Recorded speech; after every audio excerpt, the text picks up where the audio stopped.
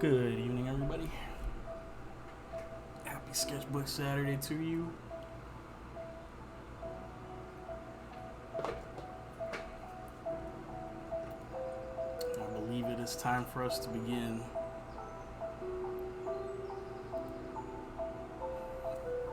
There we go.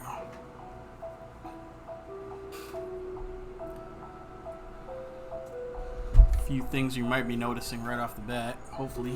Number one, we are no longer on Instagram. That should be the first thing.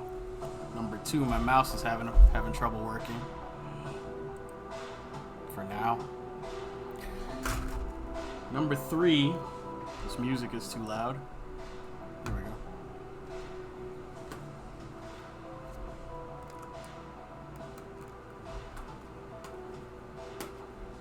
There we go. Sort of. Number three, brand new sketchbook. If anybody caught my Instagram page, I posted a little video where my previous sketchbook regenerated into the current one. And we'll be working on the very first page in that sketchbook. We got 100 new blank pages to take up plenty of space. And we'll see how long that takes. Next thing is, you notice you can actually, first thing in the stream, you can actually see me. This is a new thing that I'm coming to grips with, but I gotta get used to it sometime. What you also might be noticing is I am wearing a very, very, very white t-shirt, so the light that usually reflects off of this table and hits me in the face is now also reflecting off of the table and my Rossetti. That would be George. Thank you for following, bud. Thanks for following, buddy. I appreciate it. Where was I? Oh yeah. Light reflecting off my shirt, white t-shirt, in my face. I'm gonna look more like a ghost than usual, so I may not. I may not have this this face cam working for very long, and if I do, I'm changing this shirt. One, because it's too bright. And two, because it's a brand new shirt. My sister got it for me for Christmas, and I'm really, really, really, really afraid of getting paint on it. Because as you can see, it's really awesome. And I mentioned part of the reason why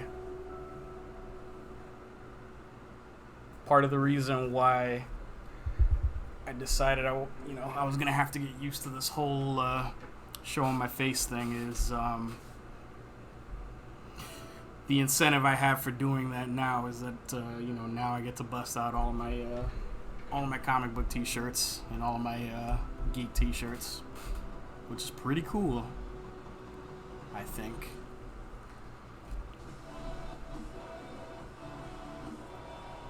Anyway,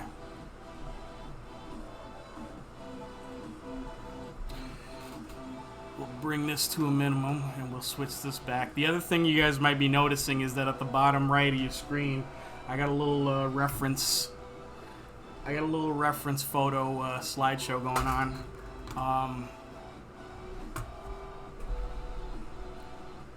I tell most people know, probably because I tell them ad nauseum. I live in New York City. I love living here. I was born here. I've lived here most of my life. And in the course of that time, in the course of my travels, I take a lot of pictures. So that's what I'm... Oh, wrong one. There we go. Sorry, it's a work in progress, guys. Face. Table. That's better. So in the course of all of my various travels and misadventures, I take a lot of pictures. And when you draw as much Marvel stuff as I do, having photo reference for New York City based on actual New York City locations is very handy. That's what I'm going to use a little bit of today.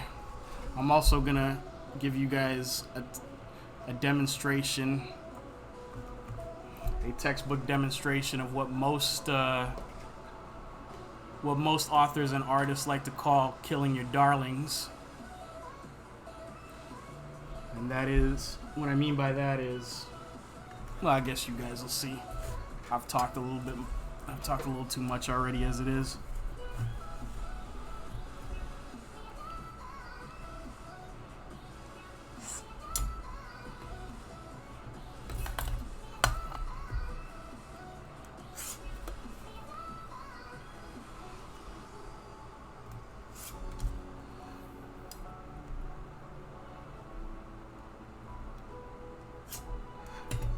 Now what I'm going to be doing here is something that I don't recommend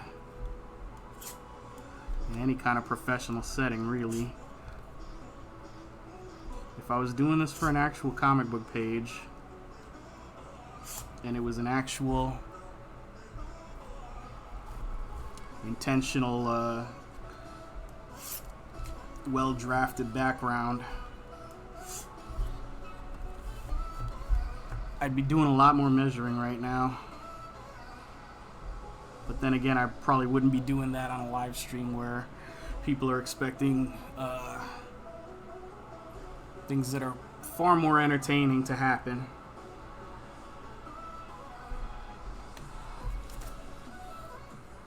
So rest assured,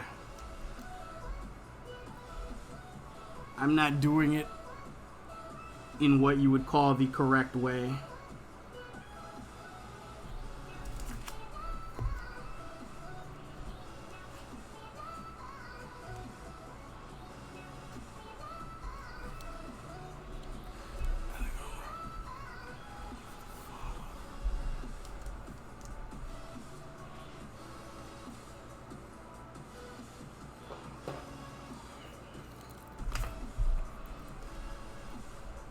And as I said, I might spend a lot of time on this just to ultimately cover most of it up with what I'm actually drawing today.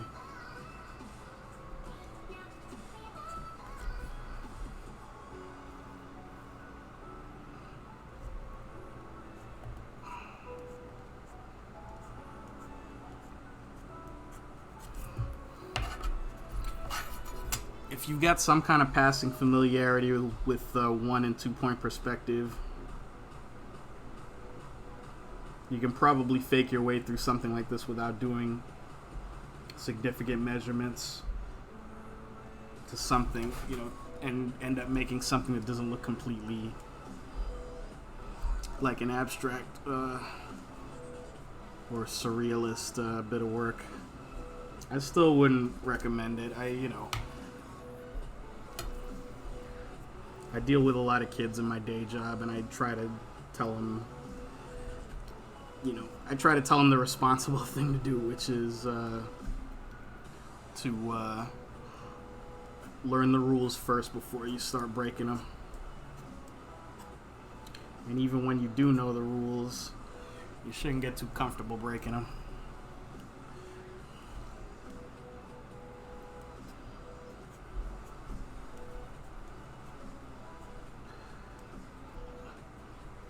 You start getting too comfortable breaking the rules, and you forget what the rule is in the first place. And being able to break those rules becomes a crutch.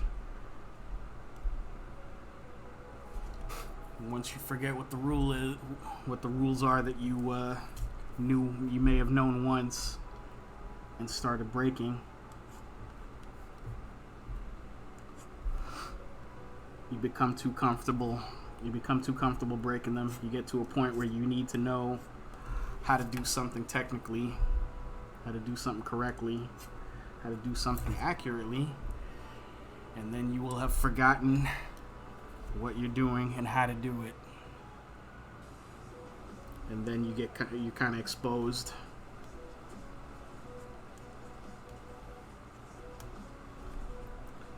This all assumes that you actually, that you're concerned with those sorts of things. Not everybody is. To each his or her own.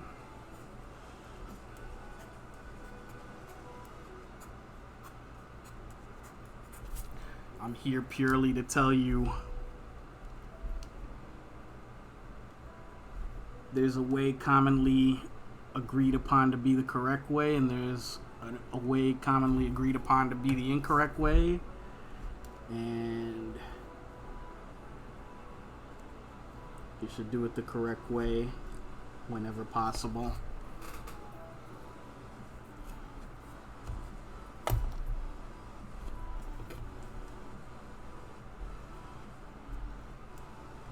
Now, I'm still not going to go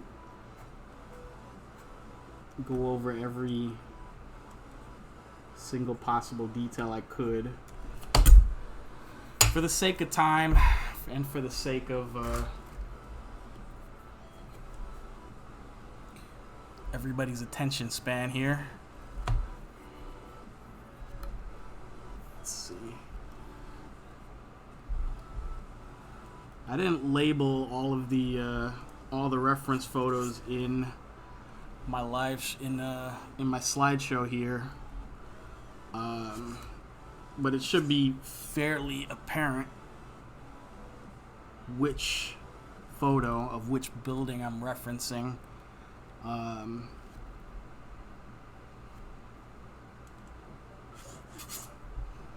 It is a fairly famous location in my city.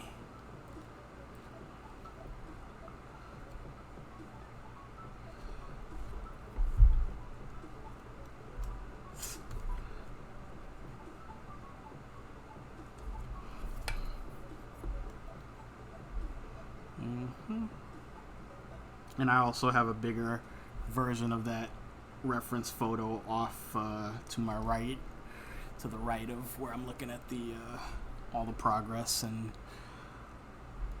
all the important stuff that I need to know while I'm live. And at this point, I think I've set up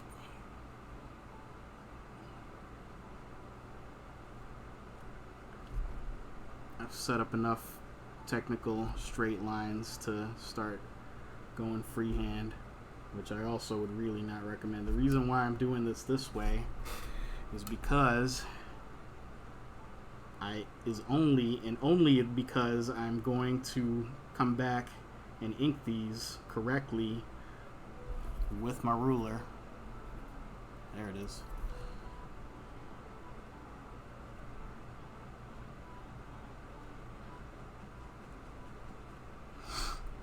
And I'm going to find that I was way off on eyeballing some of these straight lines and some of this half-ass perspective that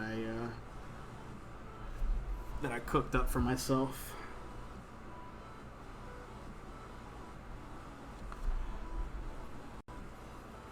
If your aim is draftsmanship and your aim is creating accurate images of architecture and buildings, then definitely don't do it this way.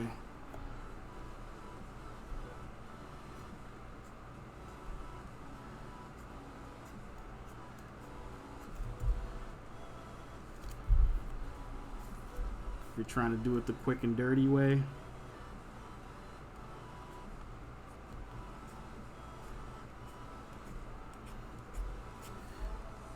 you may or may not be looked the other way upon.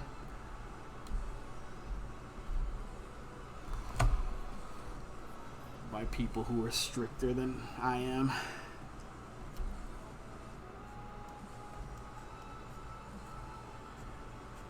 I keep reiterating this just because every time I do stuff like this, I always have, I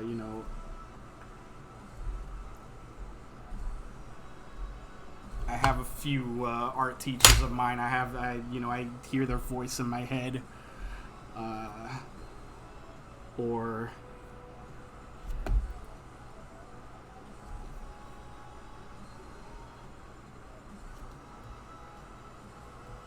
you can hear, you may not think you can hear the disapproving nod of somebody, but trust me, you can hear it. It makes a sound. It makes a really loud sound. And anybody that's ever been dealt that disapproving nod by a teacher, by a parent, by a peer, It's not a pleasant sound to hear.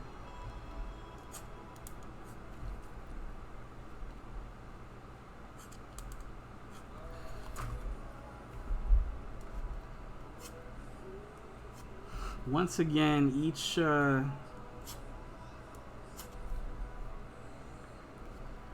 time I do this, each time that I've done this, this is now the third official Twitch stream that we've been doing. This is the first time I'm doing Sketchbook Saturday, so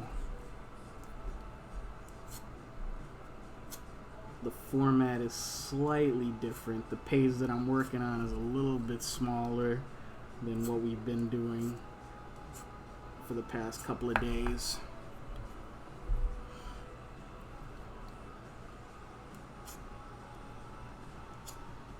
And what's even more important to me is to mix up the subject matter as best I can. Now, that's while keeping in place a few little superstitious formalities that I like to keep in place. That doesn't look right. I think I missed the spot.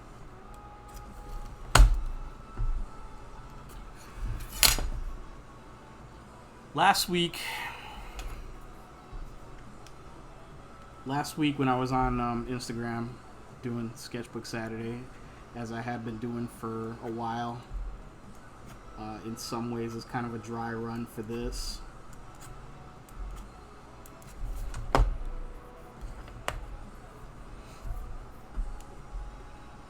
I mentioned that it had become sort of a tradition with me that each sketchbook that I do would begin with Spider-Man in some way. Wasn't specific, and I wasn't particular about which Spider-Man. My very first Sketchbook Saturday sketch was Miles Morales back in 2014, which I also mentioned.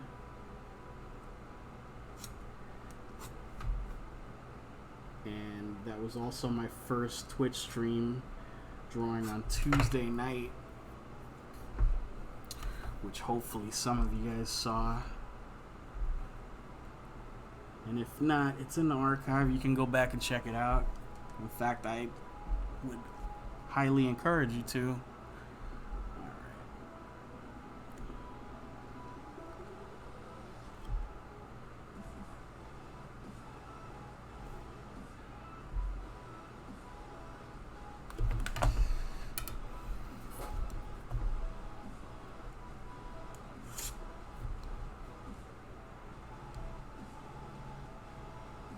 And the idea is here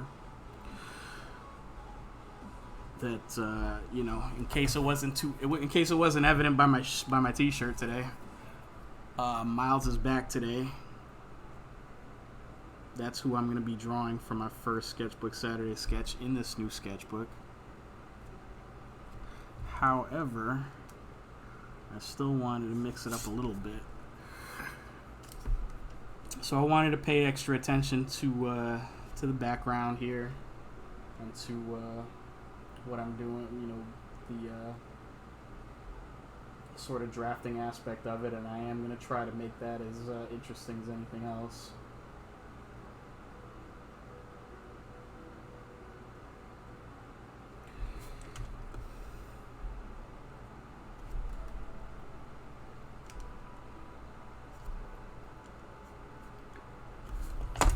That's not always easy.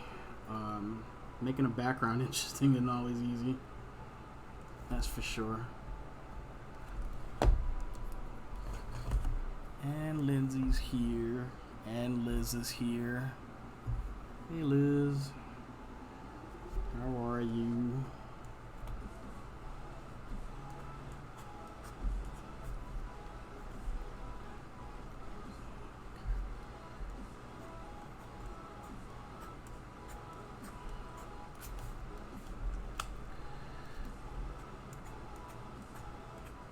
Promise once I get this stuff out of the way,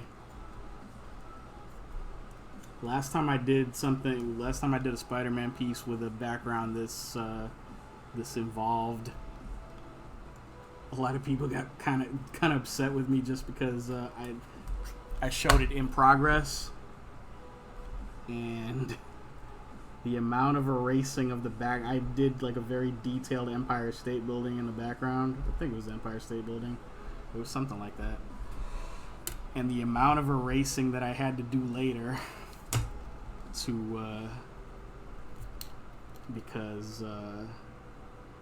fit in the actual characters. I think a lot of people were not happy with me about that, or at least a lot of people were like, how did you spend that much time on a background just to erase like 60% of it? I'm like, well, sometimes it'd be like that.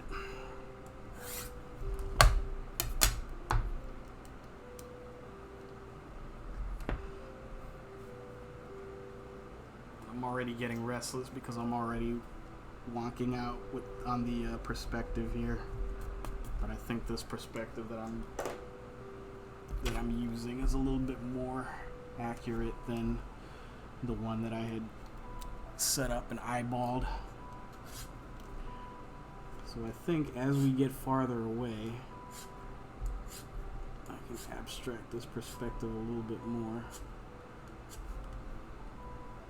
And I'd like to think I'm not just saying that just because I'm getting impatient, but I'm pretty sure that's exactly why I'm doing it.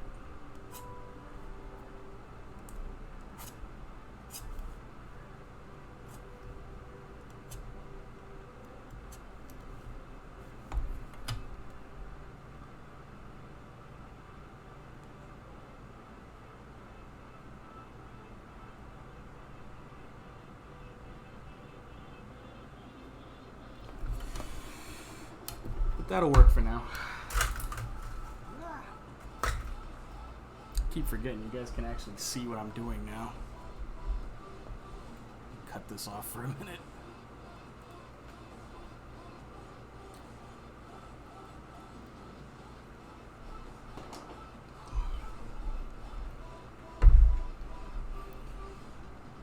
And we'll stay focused here.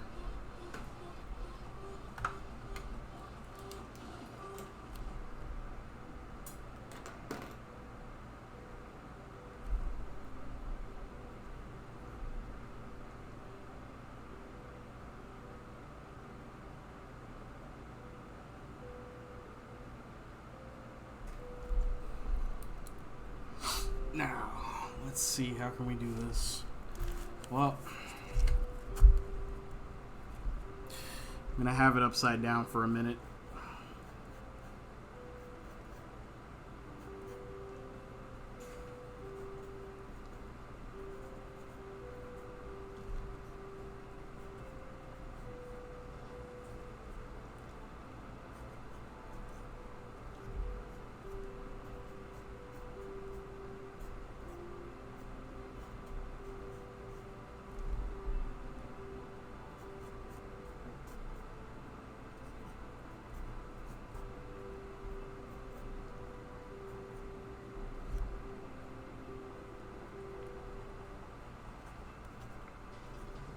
See how this works.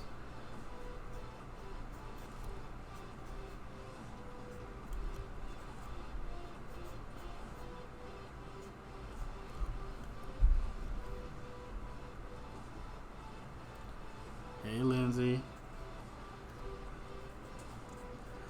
She says it better be Spider Pig or she's gonna throw a shit fit. I already told you when Spider Pig is gonna make an appearance. For your information, there's more than one Spider Pig, so...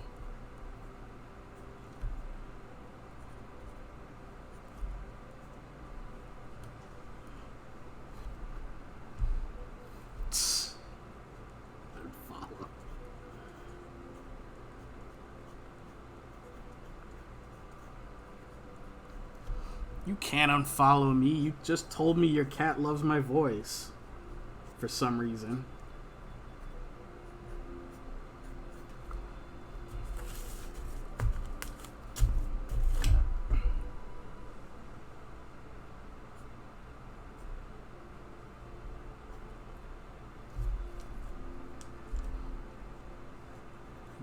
too. He'll get over it. He's eating good food again. He'll be fine.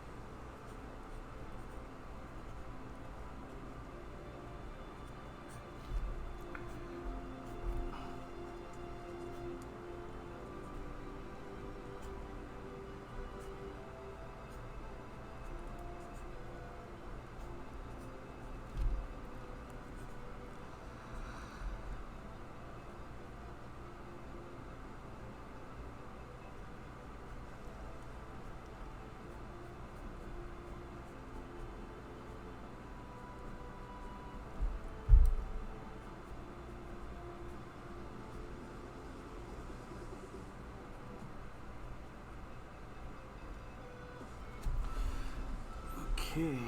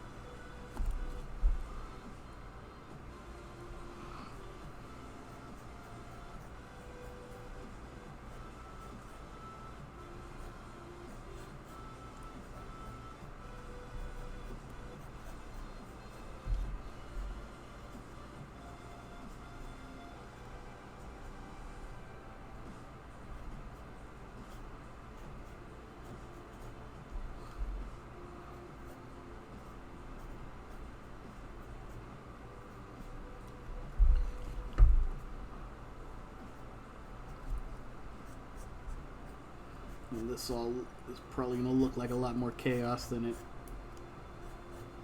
will in a little while. But that's just how I roll.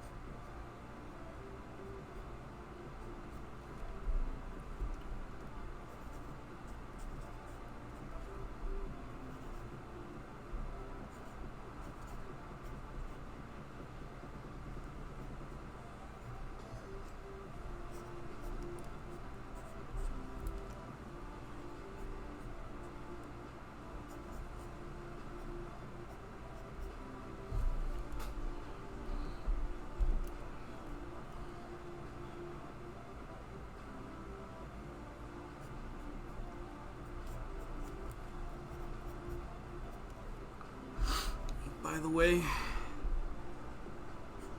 there's anybody out there who tries to tell you that drawing hands is easy, they're liars. They're dirty, stinking liars.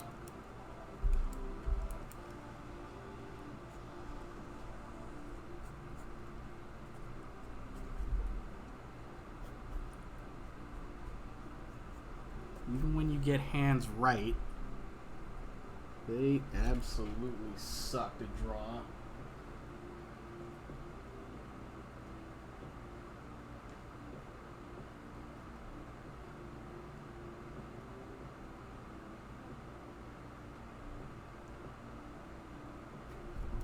So make sure I've got a few amputees. Lindsay says I've drawn a few amputees in my time. Yeah, I know one or two comic book artists, or I know of one or two comic book artists that have a seething hatred, have made a career of their seething hatred of drawing feet. So, or at least seeming seething hatred of drawing feet. And they ain't so great with hands either.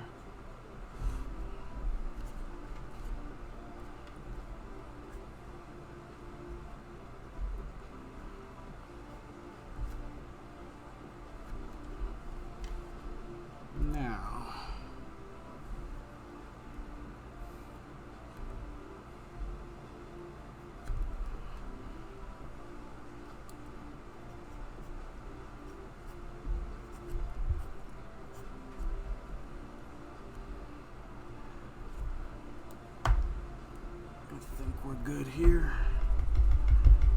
What I probably should have done was drawn the building in blue. The old blue pencil is it's a drafting technique as old as time.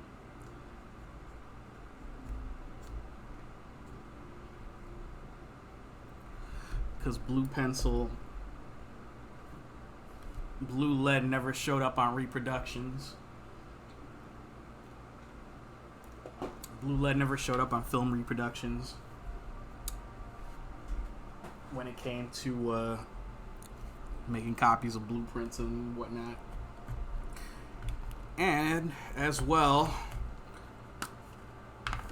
in the 20th and 21st century, blue lead doesn't show up. Depending on what kind of blue you're using, it doesn't show up when you rescan artwork either. So it remains kind of a popular tool.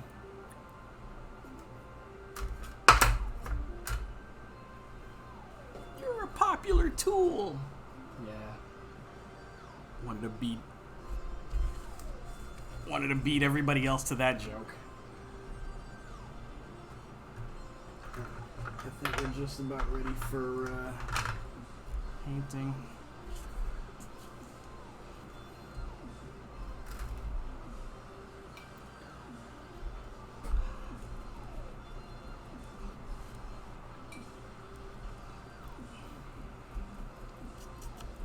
Now, if anybody wants to do their research, and I didn't mention this sooner because I'm forgetful and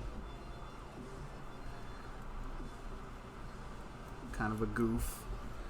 The background here that our two figures here jumping off of is the Flatiron building in Manhattan. It's right on 5th Avenue. Eagle-eyed millennial Spider-Man fans will recognize it as the very first location of the Daily Bugle in the original 3 Spider-Man movies directed by Sam Raimi, which I always thought was pretty cool. It's a very distinctive building right in the middle of Manhattan, and I always thought it was kind of clever using it as the Daily Bugle building.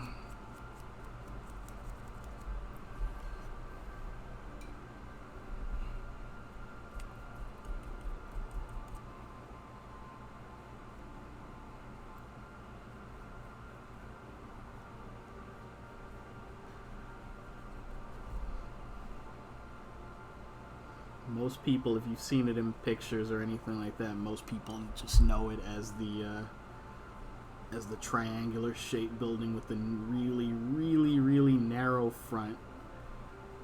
And like I said, one of the reference pictures that I took is in the little slideshow that I set up at the bottom of the screen, along with some other stuff. I kind of did, went back and forth between what I wanted to use as reference for this little background reference today.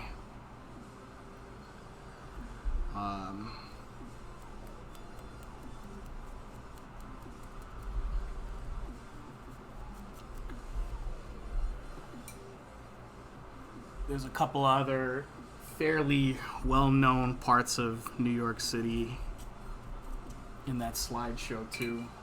I got Coney Island's in there. I think the Brooklyn Bridge just passed by, although anybody who knows anything about Spider-Man knows why that's not a very good idea to use.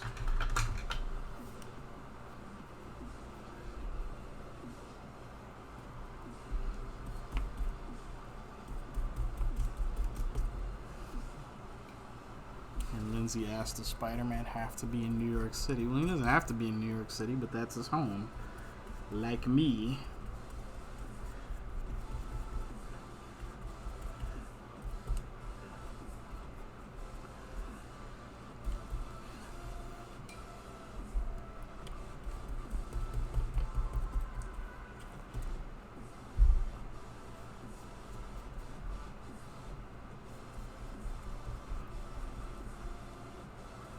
Since we had a We previously had a cloudy gray sky for the other Miles Morales picture that I did.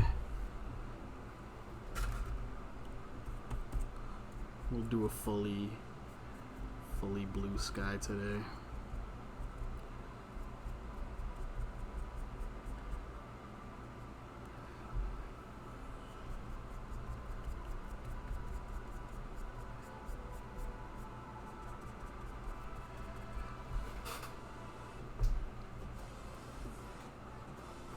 I'm also getting a feel for the paper in the sketchbook. I think I'm gonna put another sheet of something else in there as well. I'm gonna go find something. I'll be right back in just a minute.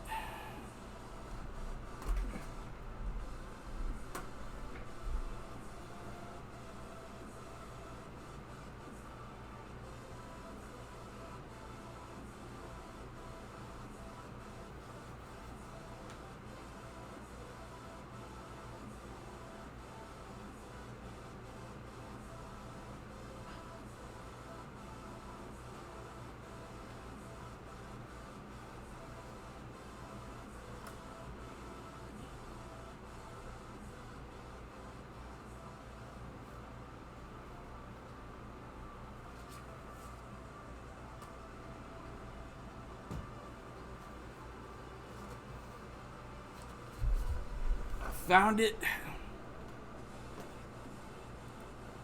I found the besotted sketchbook undersheet, if you will.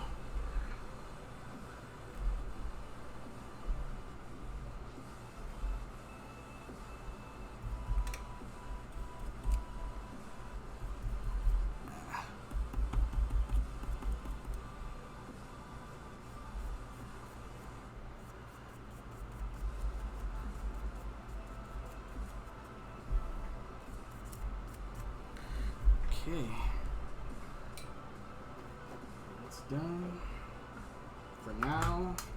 We'll go in there in significantly more detail in a little while, and I probably won't do it through paint. I'll probably actually I'll probably use the markers for that. Once again, I'm not in an extremely patient mood for trying to do technical lines in paint right now. What I am going to do is erase some of this stuff. And see, I spent so much time doing all of that stuff, and now it's all got to go away. Kill your darlings. Never be afraid to kill your darlings.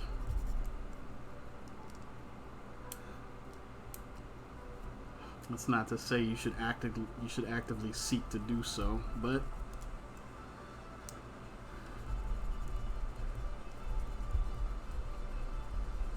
whenever it serves whatever you're trying to do, whatever you're trying to accomplish, you gotta be prepared to do it.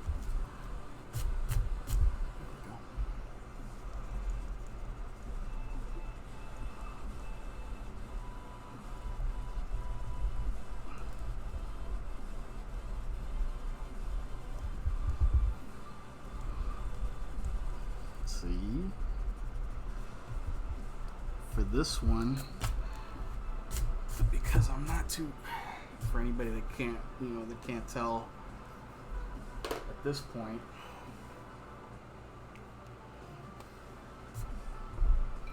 this is Gwen Stacy up here in her Spider-Gwen outfit.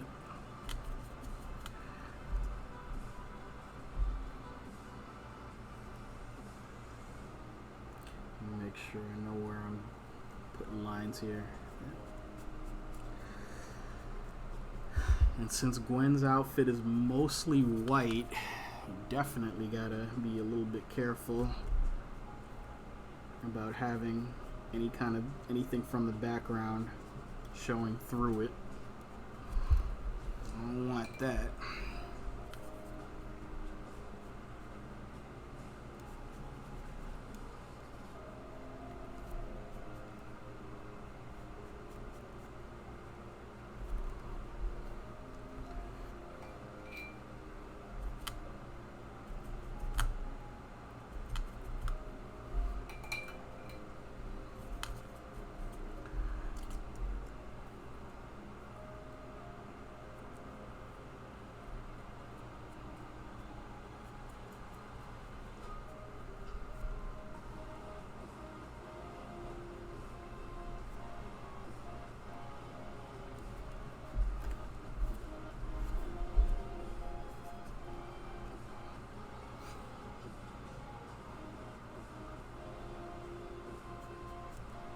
cover this up because it's probably more trouble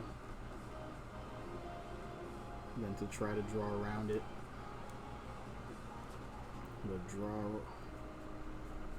what I'll be doing later is drawing over it. At least that's the plan. That's always the plan. And everybody has a plan until they get punched in the face, so.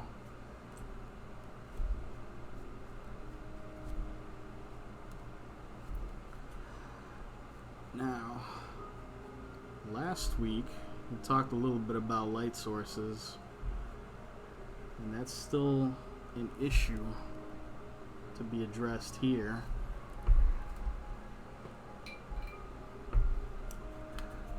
And once again, it's a matter of establishing your rules and then following them. And once you do, once you've decided where the light's coming from, you kind of need to stick with that.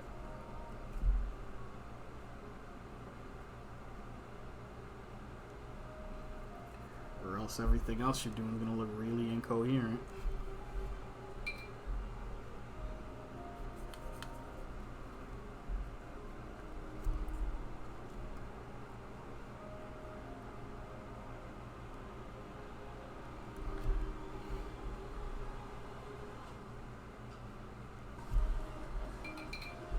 In this case,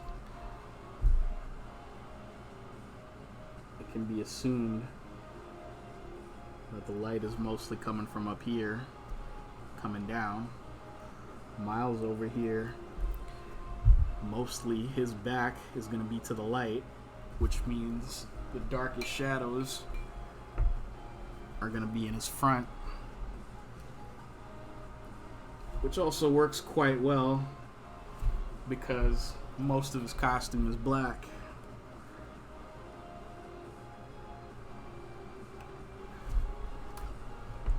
I'd like to say that that's an intentional move on my part, and if anybody asks, you all can tell whoever asks that it was an intentional move on my part.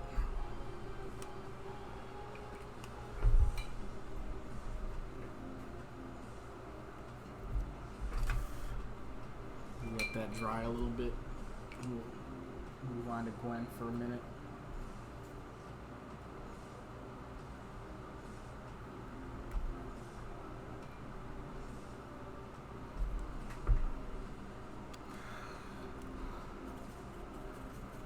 Try to do some interesting things here. Once again, I never like to go 100% pure black unless I'm drawing with ink, and I always end up coming back to doing ink later.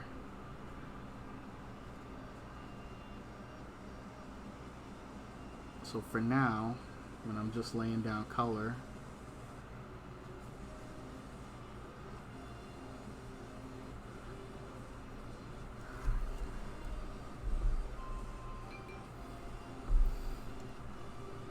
this all in here is still supposed to be black, but there's still different shades of black. They still look different. They can still be differentiated from each other.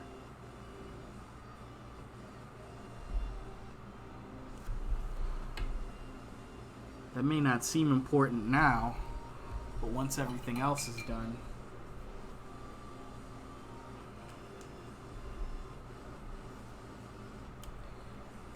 hopefully see a little bit more why it's important.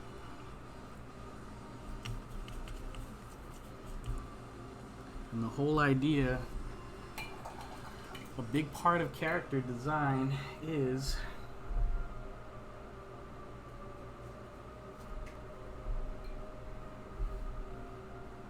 one part is consistency, but another big part of character design is differentiation. You gotta do what you can to make your characters look distinct from each other. And in this case, when you're drawing multiple spider people, it's even more important. Now, right now, Once again, the lack of quality paint strikes again. I sound like a broken record at this point, at least to me I do, in saying that.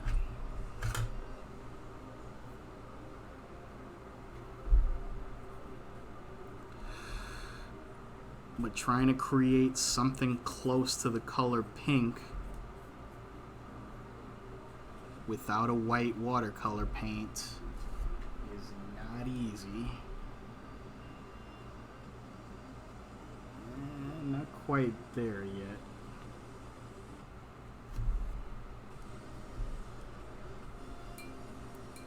I wouldn't call that quite there yet. Needs more red. And needs more water.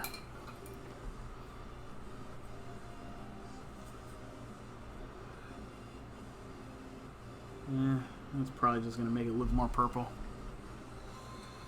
That's a shame. I'm going to have to artistic license the hell out of this then.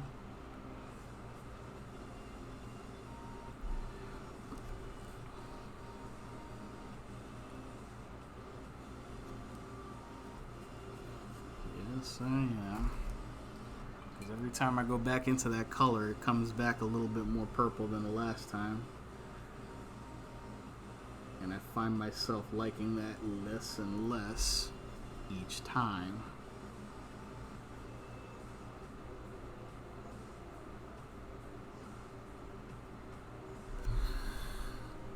I will attempt to fix some of this up when I'm inking, but I never like to fully rely on that. I like what I'm working on to look as fully fleshed out as it possibly can before I've started inking. That way, I don't need to look at the inking as sort of a last resort.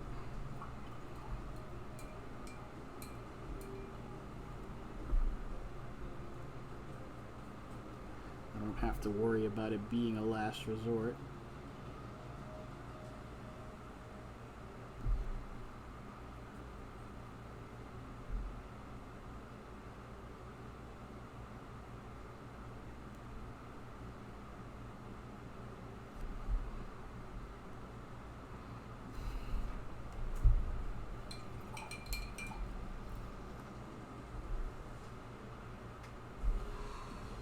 See where that gets us in time. The next thing is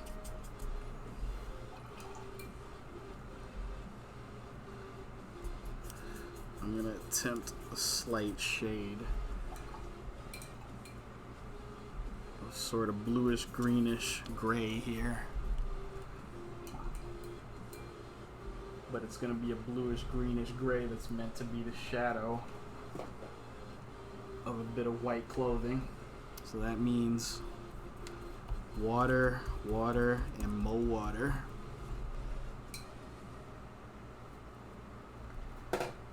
It's got to be super light. It's got to be super unintrusive. And make absolutely sure I'm probably not going to use it in a whole lot of different places unless it ends up being better than I expected. And not really. So we'll keep it simple.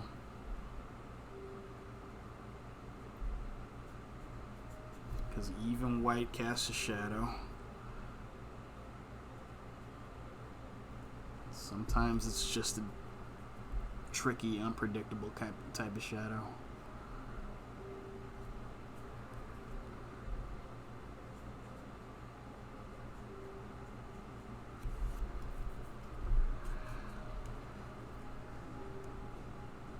How you knuckleheads doing? You've been awfully quiet this stream. I can't possibly be that fascinating. How's everybody doing out there? How's everybody's Saturday going?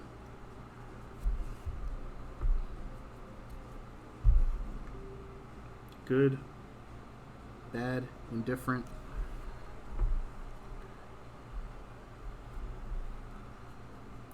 Blend this. I think I'll Flew too close to the sun with this part. But I think I can make that work later.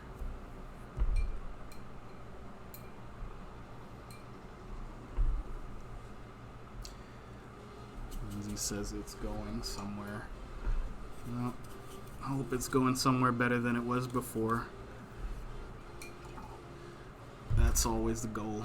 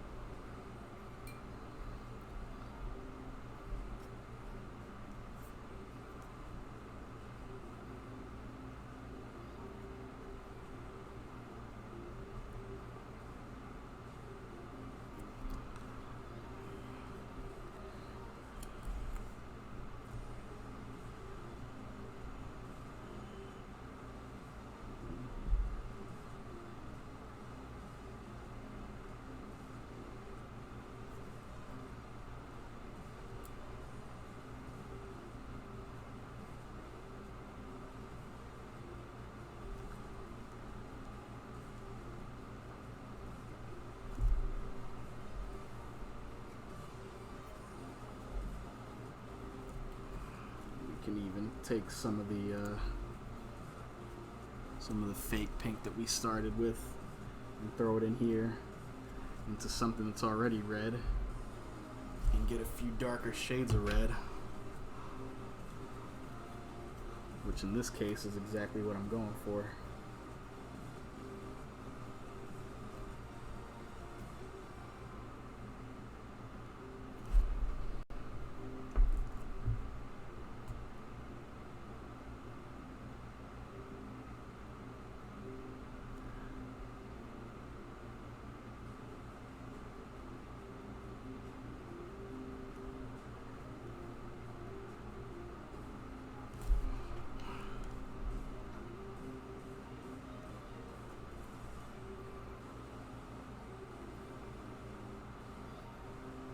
Just doing this to know where to come back with the marker later.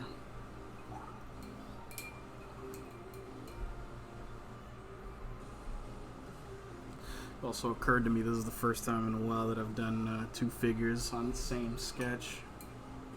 So there's that.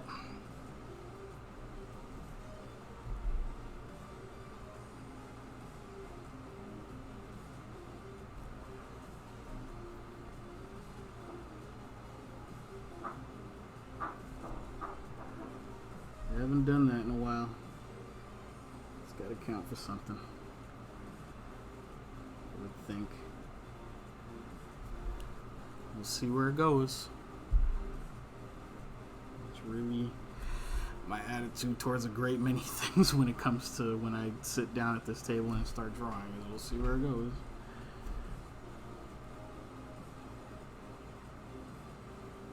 And when we're talking Sketchbook Saturday, that's actually a pretty decent way of looking at it, I think.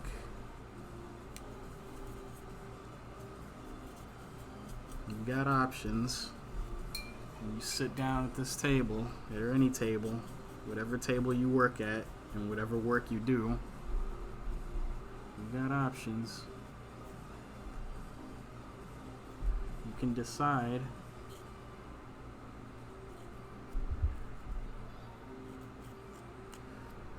that it's the worst thing. It's the worst thing you're gonna do. It's the worst part of your day. It's the worst day of your life. Which really isn't gonna help you out very much.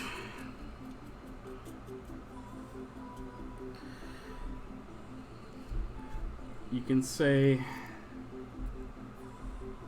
everything's gonna go great, everything's gonna go perfect, everything's gonna be the best it's ever been. And sometimes you may be right. And if you're right about that more often than not, by all means, continue approaching your days in that manner. But sometimes, and depending on who you are and depending on how you feel about things, really the best way to go is to just approach most things with, we'll see how it goes.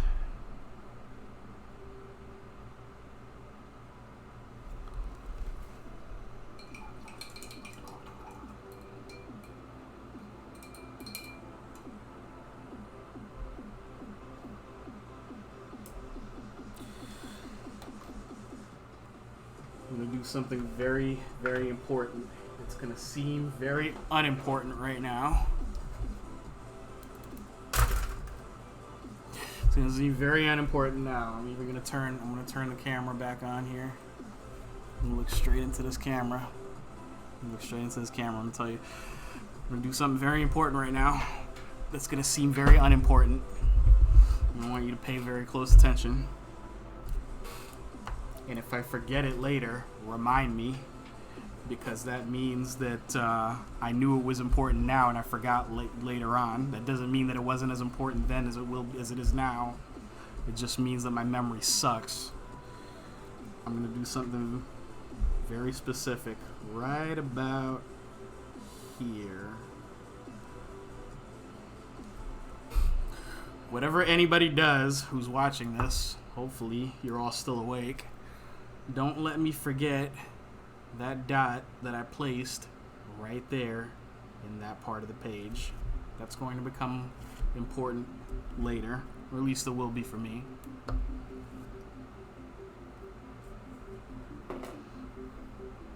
Anything else? No? I'm going to go back into my background. Once I find the correct brush. This is a bad sign when I'm having trouble locating brushes. Stream number 3. Really bad sign. Oh.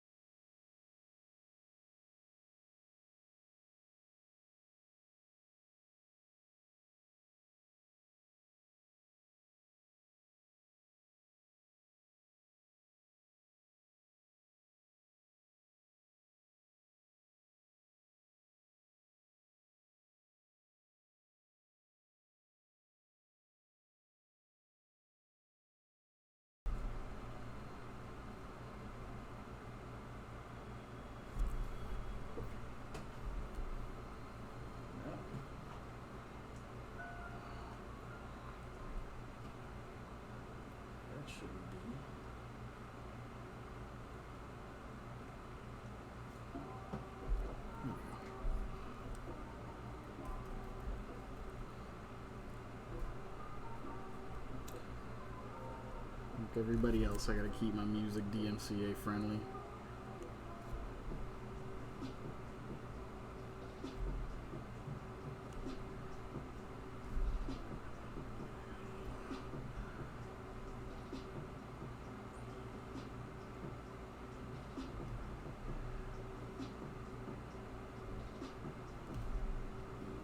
Another one.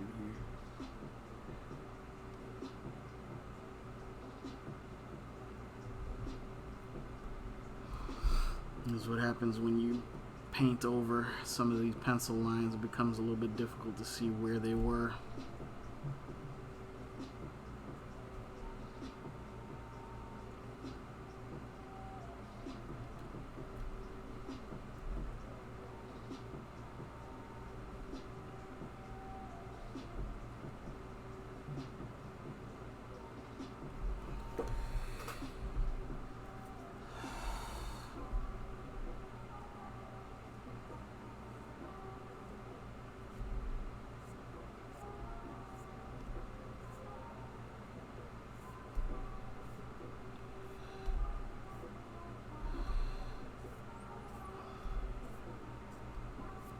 That's meant to be some minor shadow. If anything, it looks like a Coliseum background now. That's only for now. Add a little something to this to this sky here.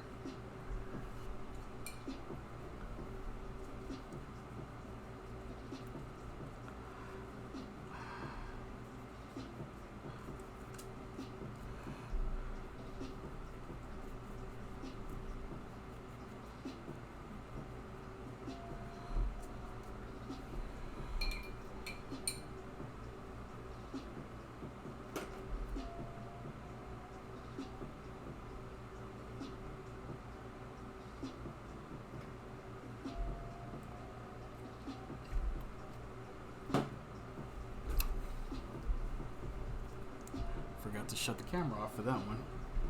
Ooh, well. Alright, are we ready to ink yet? Probably not. But we're going to anyway. As soon as I touch this up.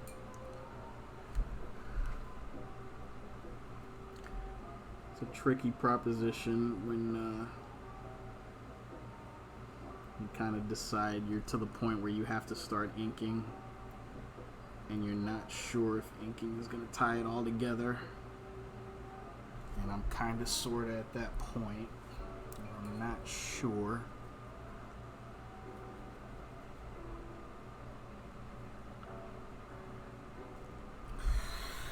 I like to think it will. But I just don't know.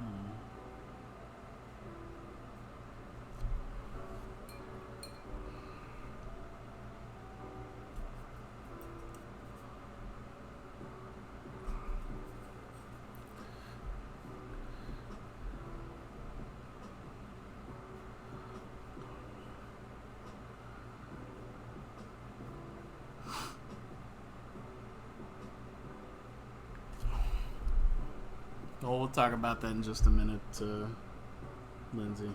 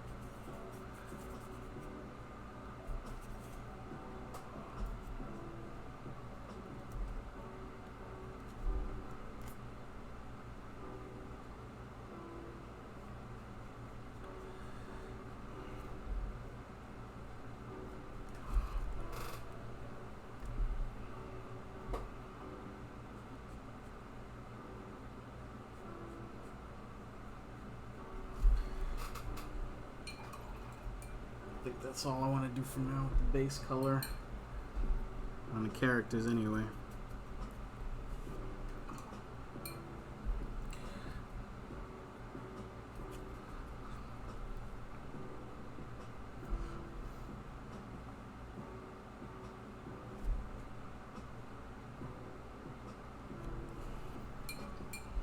It's a little too drastic contrast.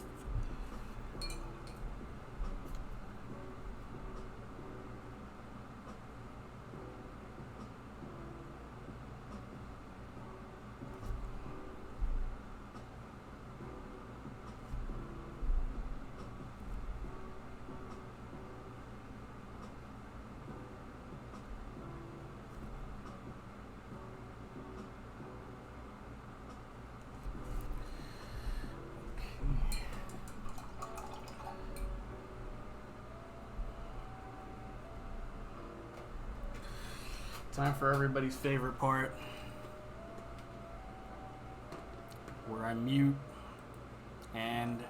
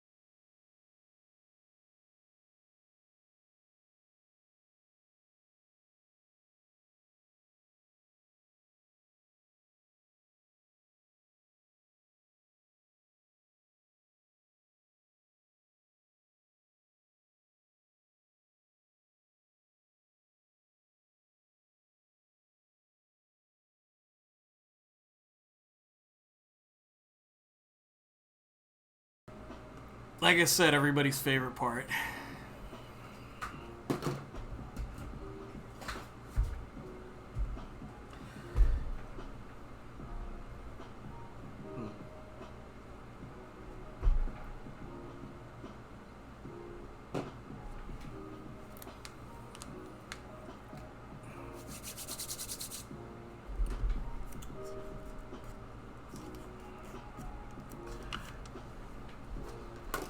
Now, Lindsay has, in her own way, given me a perfect opportunity to talk about what I'm working on here and why.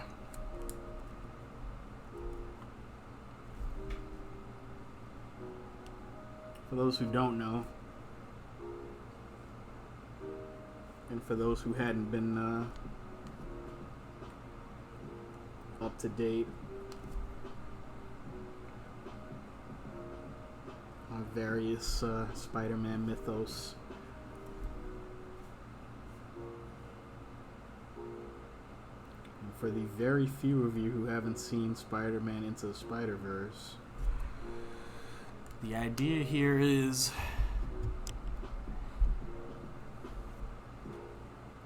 and this has been an ongoing thing for a long time in the Marvel Universe. The Marvel Universe has always been predicated on the idea that there are multiple different parallel universes and parallel realities. Each one of them's a little bit different than the last.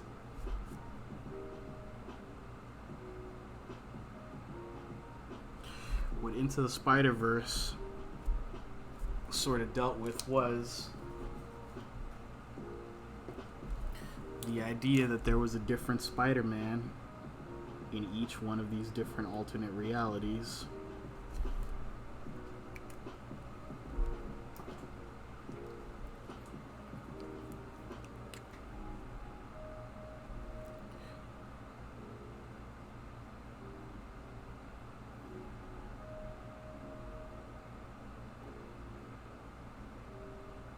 One in particular,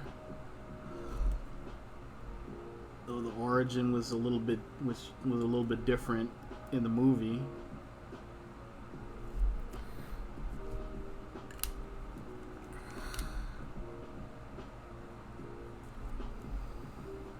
but one in particular was Miles Morales, who's my buddy over here, who was originally from Universe 1610 in the Marvel Universe, also known as the Ultimate Universe.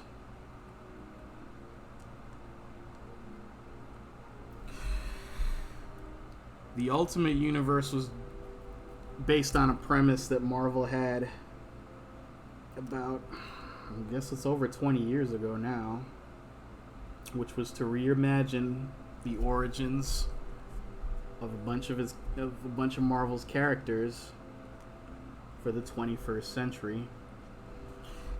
And the simple premise was, what if those origin stories took place in the year 2000?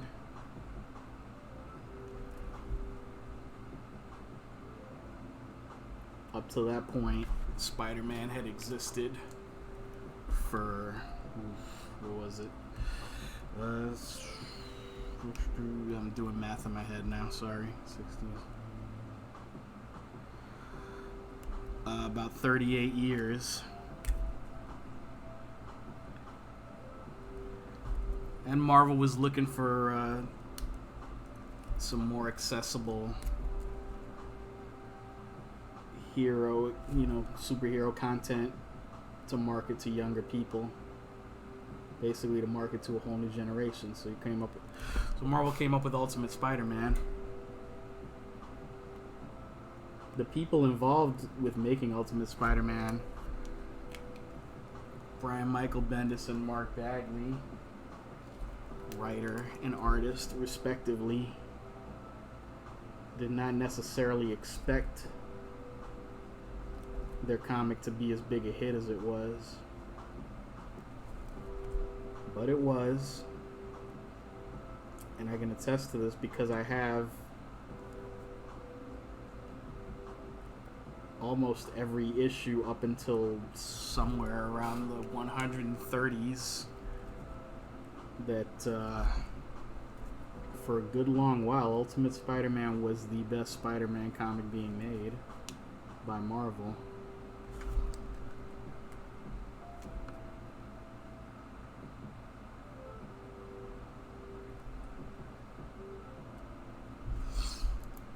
It basically took the idea of a teenage Peter Parker and brought that basic idea into the 21st century.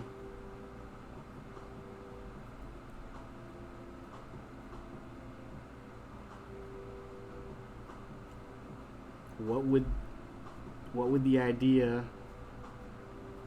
of a teenage superhero with everyday teenager problems look like in 2000 as opposed to 1963? And that turned out to be a very, very strong premise for Marvel.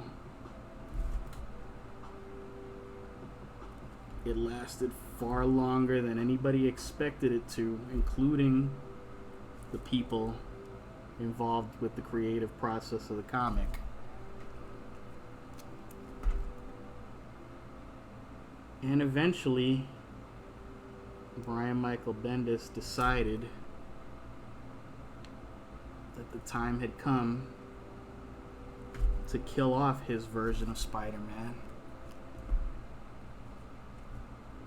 and for a new Spider-Man to take his place. I'll be right back in just a minute. You can call that a to be continued.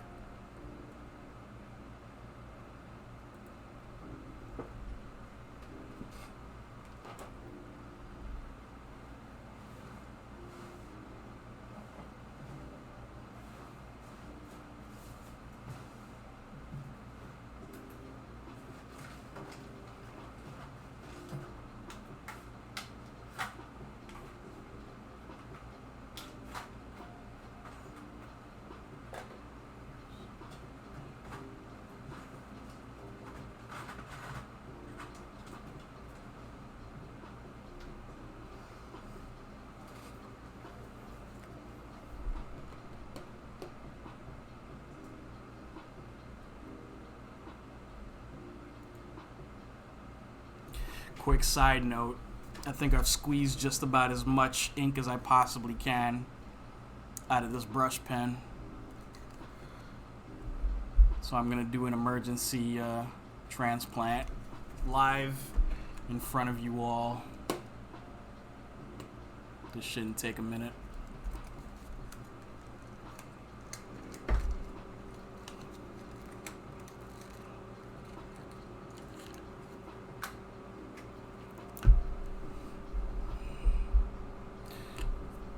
Pen opens up. How empty is that? Old cartridge comes out, goes in the bin. New cartridge comes in.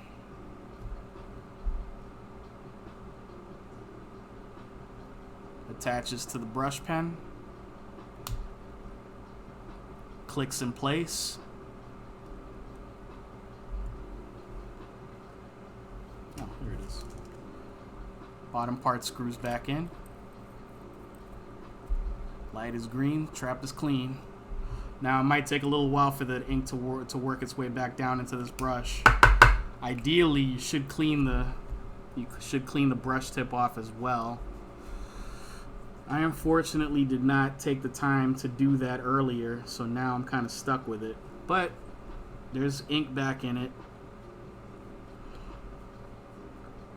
And eventually it'll probably overflow and this brush will be impossible to deal with. Sometimes that depends on gravity, sometimes it depends on the quality of the ink.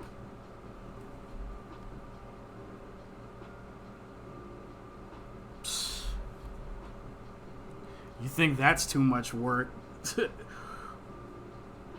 Wait till you see the drafting pens that I use. This is nothing. This is still technically disposable. The drafting pens are $20 a pop, and cleaning and refilling those is, you know, that's like a half-hour job.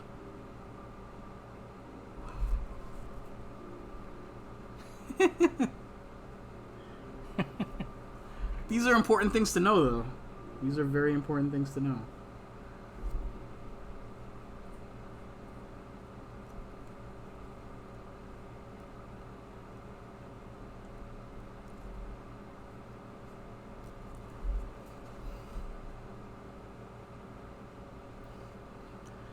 But where was I?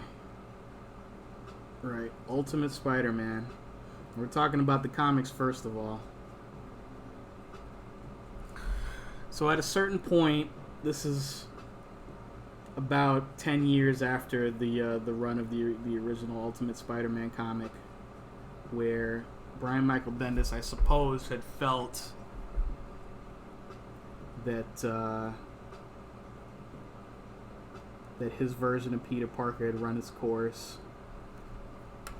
And Lindsay says, I still like my indie ink in the jars. So do I, and you are gonna see me use those eventually. But I'm thinking more and more I need to get just all new brushes for them soon. So it'll happen eventually. As I was saying, the Brian Michael Bendis, I guess, you know, I don't necessarily want to speak for him, but the impression that I got based on things that he had said in the events leading up to what he called Death of Spider-Man, he seemed to feel, I think, that his version of Peter Parker had run its course. He was anxious to introduce a new character and to introduce the idea of Spider-Man as what they call a legacy character. In comics, that means a character that has a mantle that is passed down from one character to the other.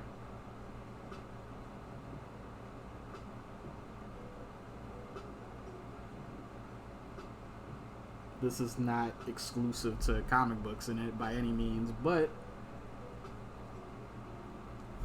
it's very common in comics. So the idea then becomes, Peter Parker ends up dying, making a heroic sacrifice to save his family.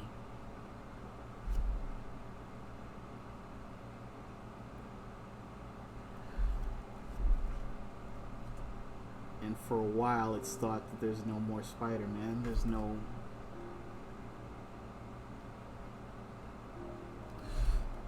one to take up that mantle and take up that identity. What nobody knows is that, quite similarly, another kid is bitten by a very similar radioactive spider,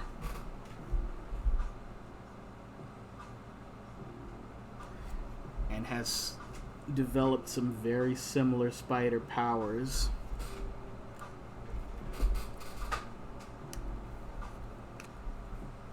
What nobody knows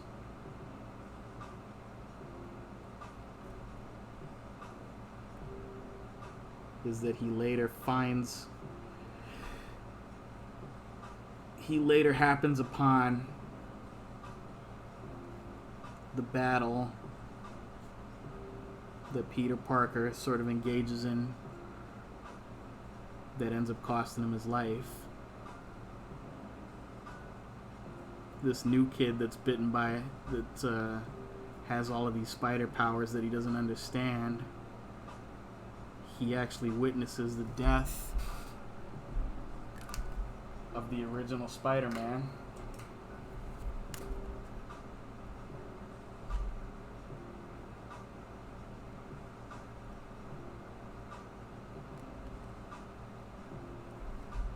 This kid who witnesses Spider-Man making the ultimate sacrifice to save his family is 13-year-old Miles Morales.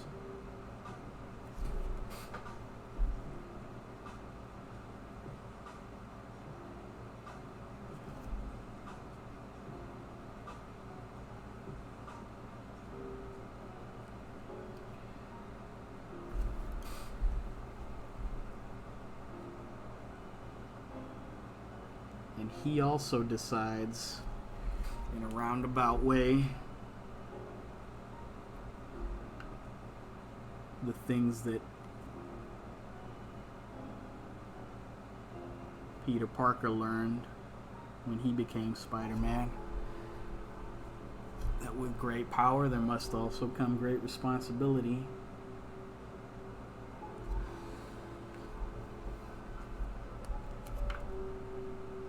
That if you have any kind of power in this world, it's always better to use it to help people whenever you can than to use it to help yourself.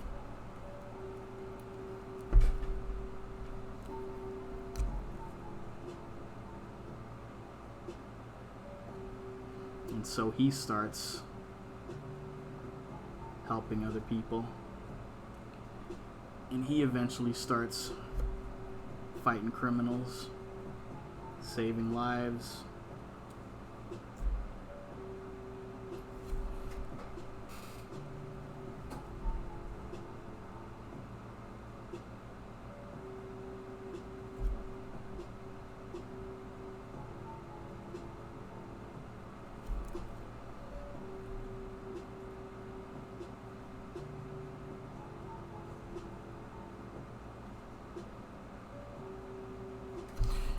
And eventually, he becomes the new Spider-Man.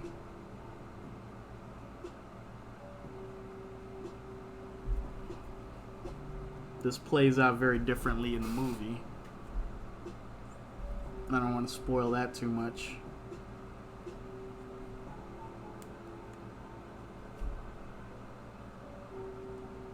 Meanwhile, in another corner of another alternate universe,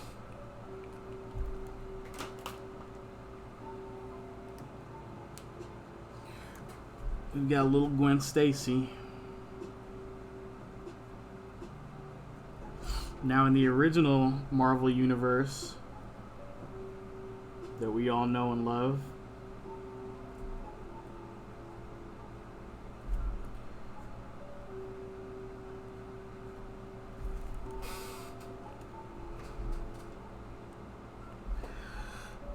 Gwen was Peter Parker's one of his greatest loves.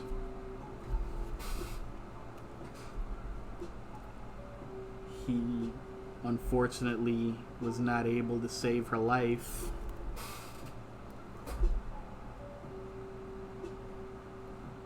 When the time came for him to do so. When one of his greatest enemies threatened her life.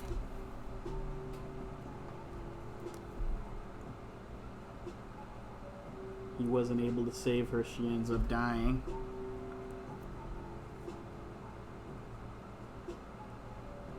That's in the regular old Marvel universe. The twist on that is, in an alternate universe,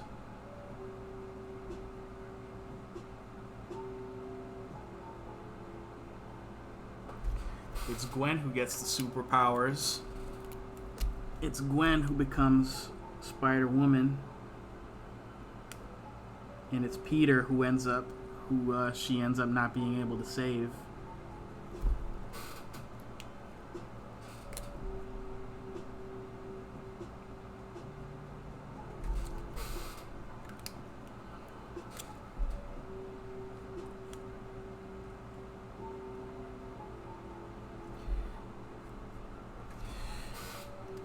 Now what happens is all of these little disparate alternate universes start converging on each other for different reasons.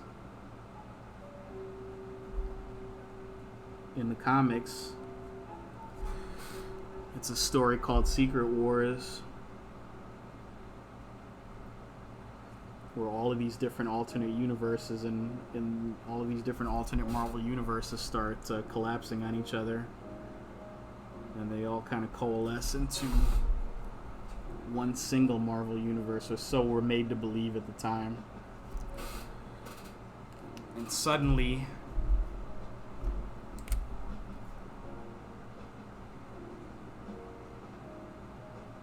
Miles and Peter and Gwen we're all crossing paths. I should back up a little bit. That's not the first time that happens for any of them.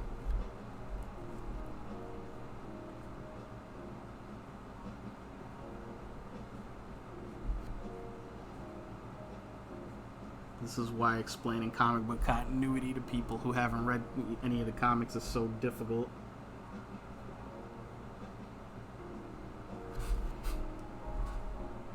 I'm trying to make it as simple as I can. And believe me, this is as simple as I can make it. So imagine just how difficult it actually is to keep track of, as it actually is.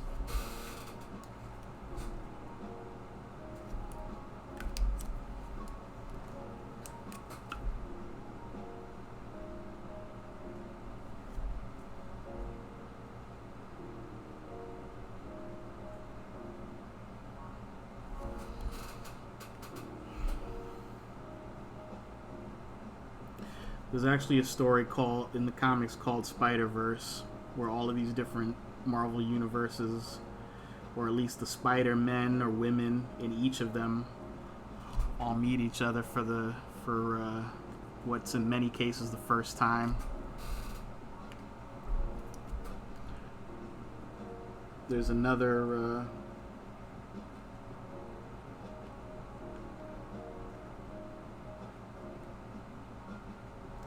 There's another story called Spider-Men that takes place even before that, where Miles and Peter Parker of the mainstream Marvel universe, the long-running one, the one that began in 1962 or 1941, depending on how you want to look at it, where they actually meet each other for the first time.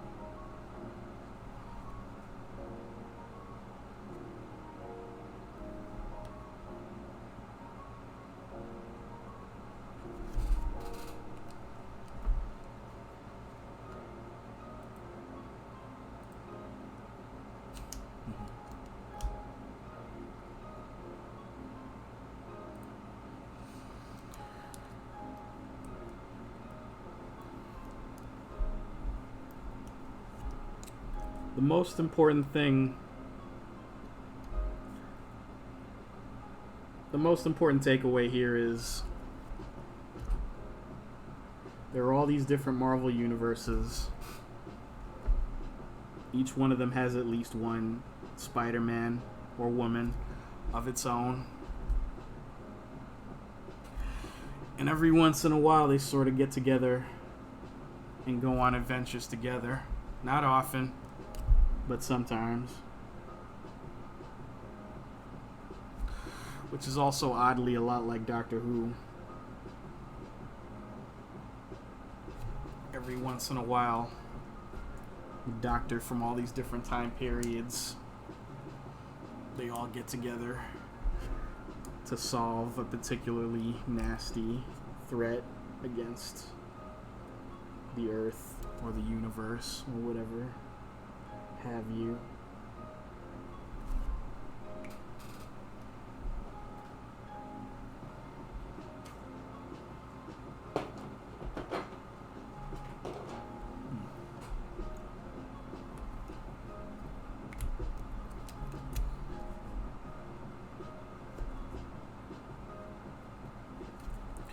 Which also leads me to something that I always enjoy talking about, which is Into the Spider-Verse, which basically tried to very much simplify all the stuff that I just talked about, and I think it did a really good job of doing that.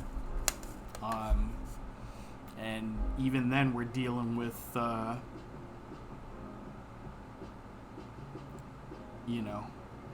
with 6 different spider people, including one, and this is important for you to hear, Lindsay, including one who is in fact a pig, just not the spider pig that you're thinking of. That's why I said there's multiple different spider pigs.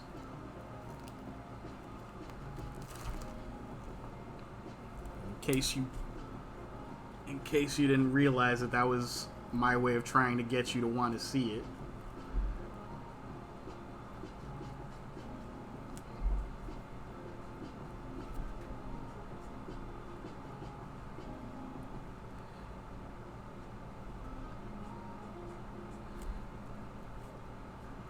Actually, that particular Spider Ham has actually he's actually called Spider Ham. It's a long story, but he's actually been around for a long time. I'm gonna touch this up with some of these markers. I don't particularly like that, all of this blue stuff is all over the place. I'm gonna end up having to white that out later. I didn't really want to do that, but it's better than leaving it.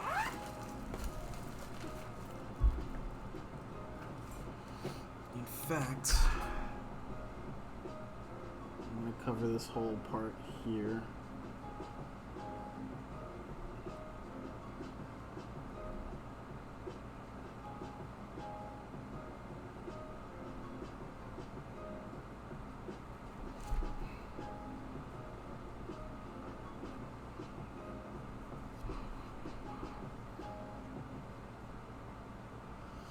Yeah, that new ink cartridge is definitely finding its way down to this brush again.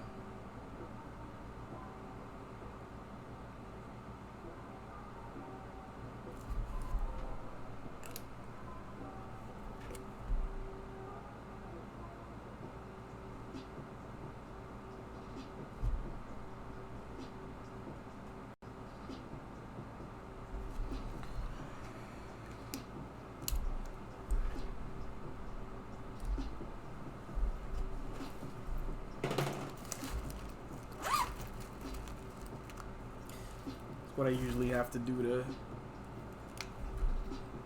sort of liven up the colors here. I gotta go back in some marker and rework them a little bit. At least that way these other parts don't look quite so flat.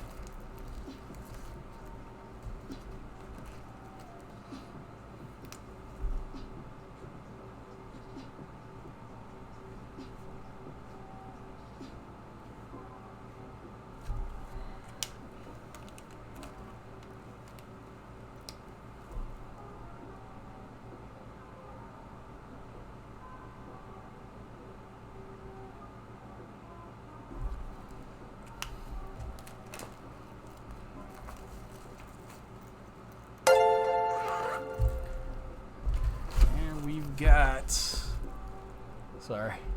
We got No Mercy Podcast. Thank you so much for the follow. I hope you stick around. We got some great stuff coming up, including the end of this sketch, which will be greater than the last. And I apologize for having to lean so far in. Wanted to ask, do I do commissions? I most certainly do. Just get at me after this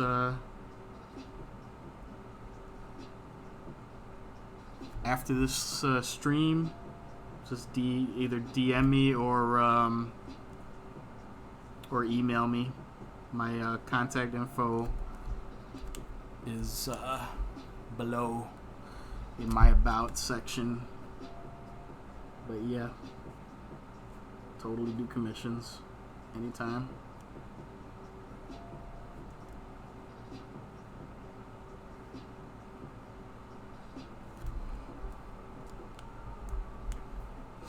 Oh, you're a 411 guy. Hey, thanks. I was wondering if anybody actually saw that.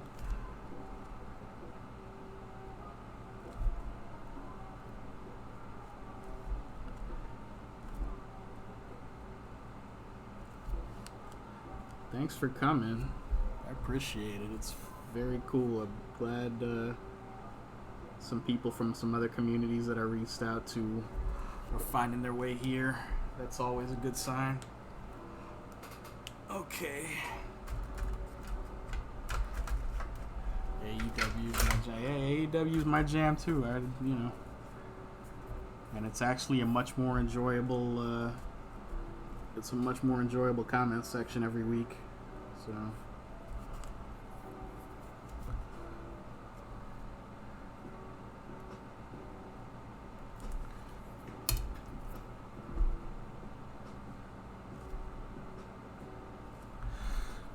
Gonna do is we're gonna start tightening up this background. I'm certainly gonna give it the old college try, and if that doesn't work, we'll give it the old junior college try.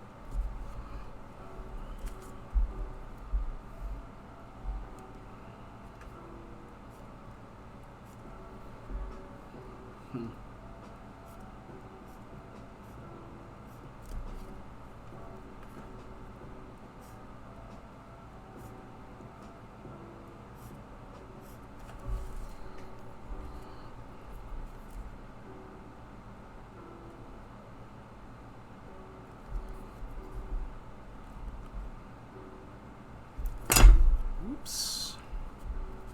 Get away from me now. We're almost done here. Well, maybe not. But we're closer to done than we are to having begun. And that's also got to count for something, right? In the end, isn't that the most important thing? The answer, of course, is no.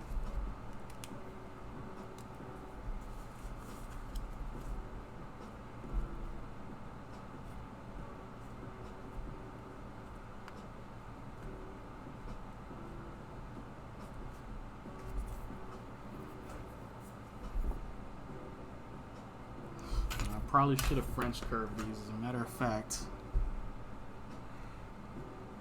Let's see here.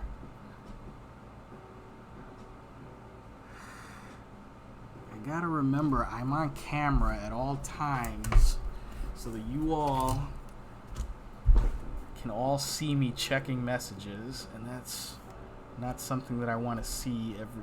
It's not something I want everybody to see at all times. So if I'm going to check my messages, on the stream. I'm gonna have to be a lot more discreet about it, or just ignore until the stream is over, which would be the professional thing to do. There's also the temptation that I have to like pull this close to me and like get this close to be able to see.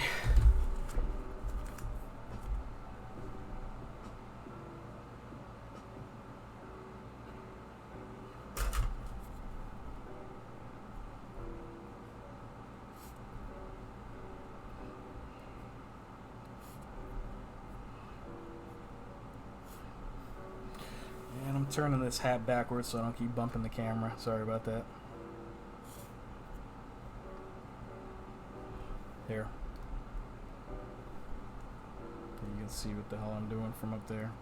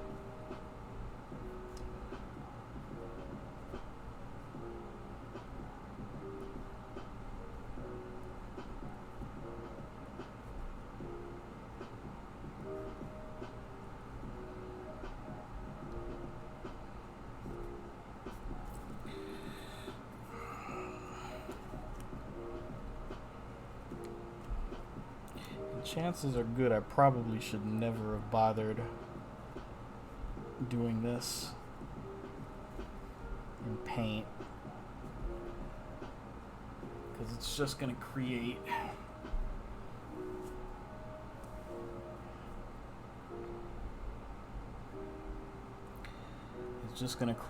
more instances where I'm not going to know which lines to rule and which lines to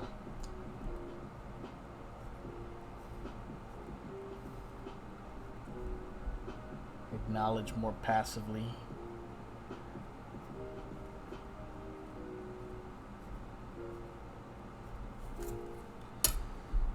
Yeah.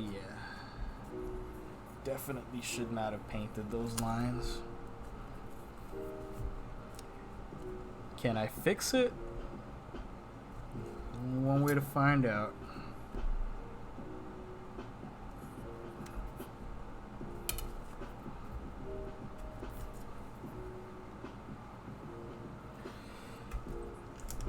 No Mercy Podcast says, is there something that this painting is for? It's for Sketchbook Saturday, man. I've been doing Sketchbook Saturday sketches every Saturday since 2014, so this is really business as usual for me. I haven't missed a single Sketchbook Saturday in over 6 years. And you're just in time because this is the 6th Sketchbook Saturday sketchbook.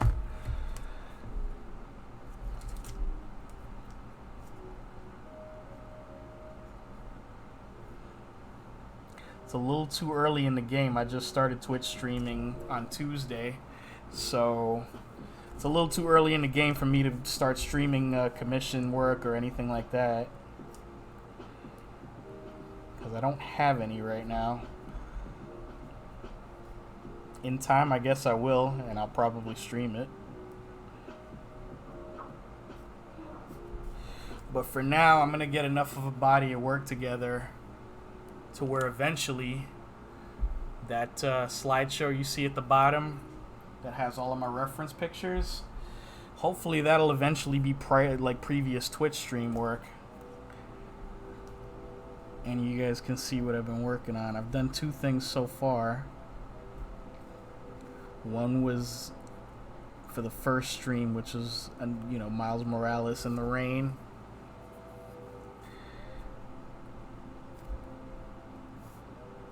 And then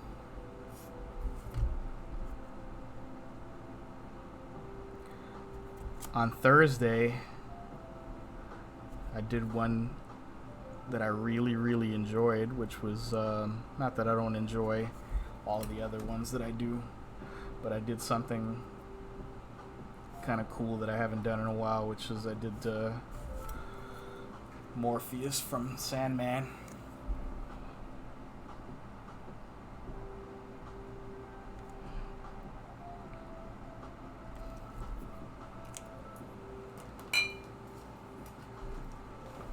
And I was able to sort of pull out all the stops with, all kinds of little cool experimentations with acrylic paint and that sort of stuff. Now comes the daunting task of fixing all of these horrible paint lines.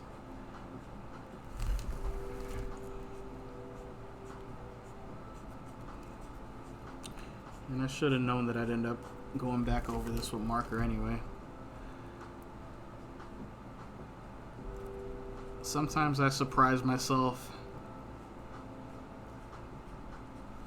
and sometimes I surprise myself by expecting to be surprised in the first place.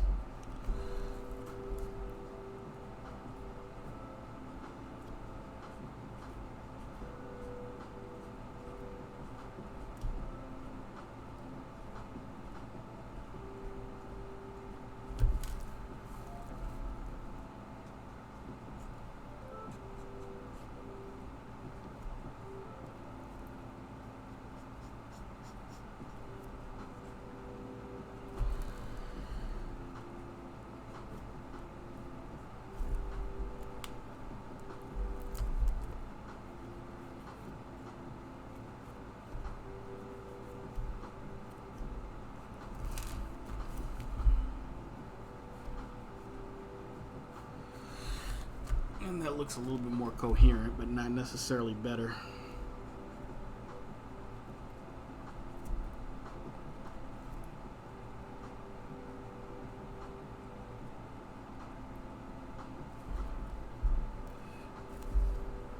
Why didn't anybody tell me that my head was chopped off here? There we go. Much better.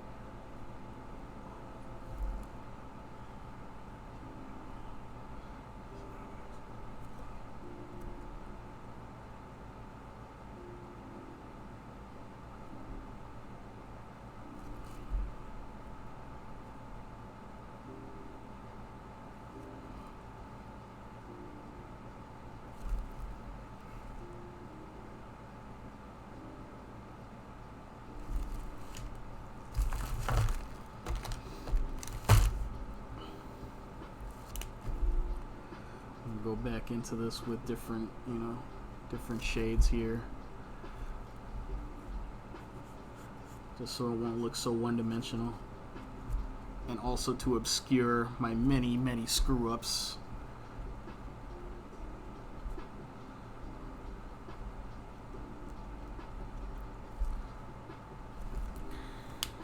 Like I said, if I had intended for this to be, I'll leave this here. If I intended this for this to be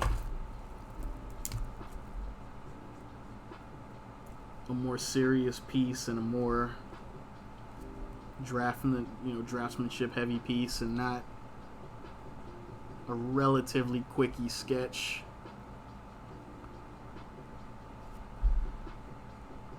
and for that to have been largely that's largely the intent of these Sketchbook Saturday sketches, is I spend more time on them than I guess most people would spend on a sketchbook sketch,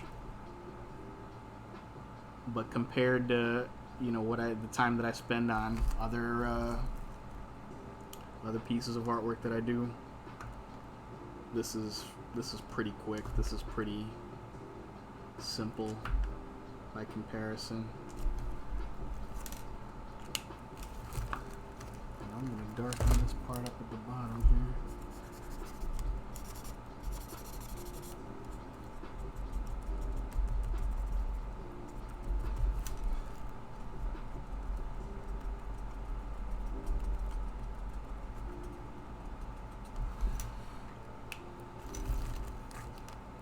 Luckily, I've got easily at least 5 or 6 different shades of brown for this exact reason. Because when you're trying to color a building, you can never have too many shades of brown, especially a New York City building. You can never quite have too many.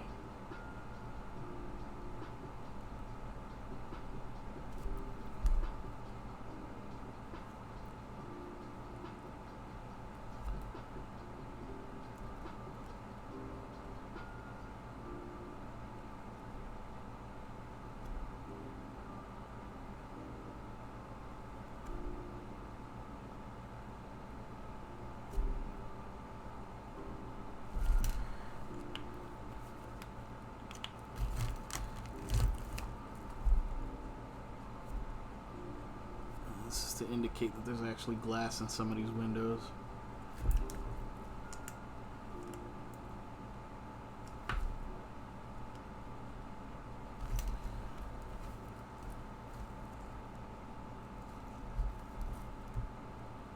just totally forgot about this over here. See, you get so carried away with one thing that something else completely slips your mind. And it's not till you're looking at it much later that you're like, why? How did I miss that? How on earth did I not catch that?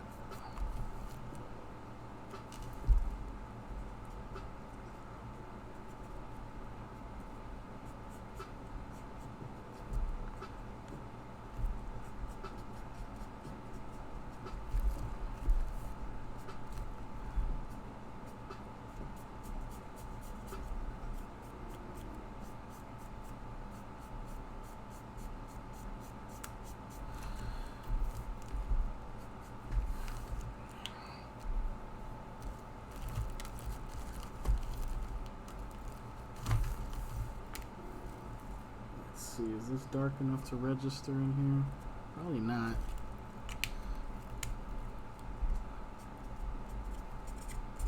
Nope. And even if it was, there's not enough ink in this marker. As a matter of fact, I'm gonna have to make a note just so I can replace them later. So it's time for everybody's favorite game. Natural gray number 2 Copic marker. You're cut.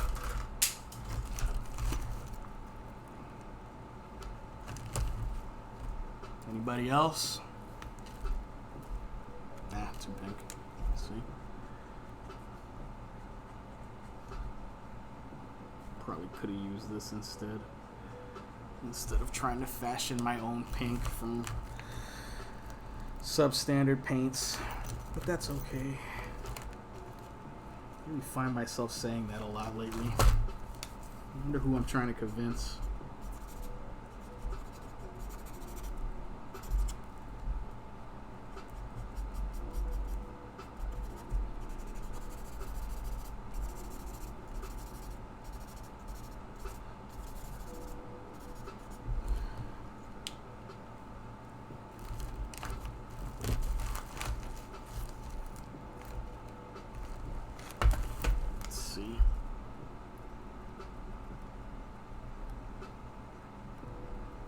Yep. Gonna have to come down to obscuring a lot of these little mini screw ups with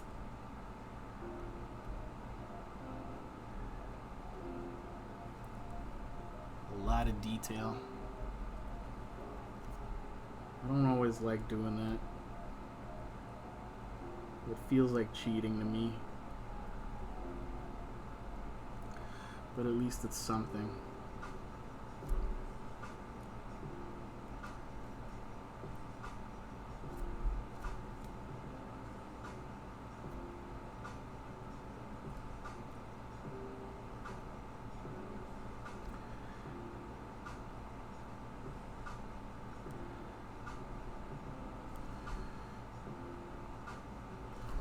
This comes back to my feeling, you know, in general, especially when I'm doing Spider-Man related stuff. You know, too many people draw with not enough regard for backgrounds and what they mean and what they're supposed to bring to the table in terms of telling a story, even if it's through a single image. I really don't want to fall into that trap of, you know, just because a background isn't necessarily fun to draw, and sometimes it is and sometimes it isn't. But those times that it isn't, that doesn't mean that it's necessary, that it's not necessary, or that it's not worth drawing. That's just kind of cop-outish for me.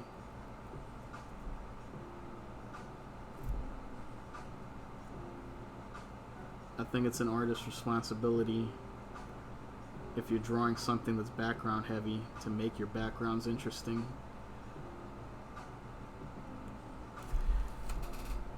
To make your detail worth looking at.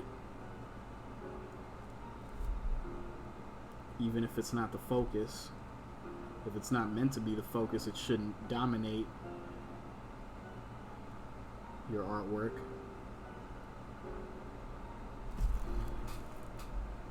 But it also shouldn't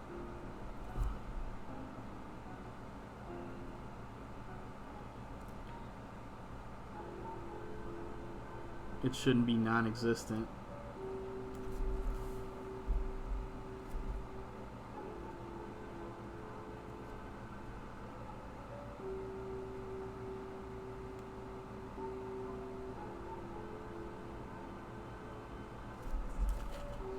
Oh man, that's a lot of bleed. Yeah, I figured that was gonna happen.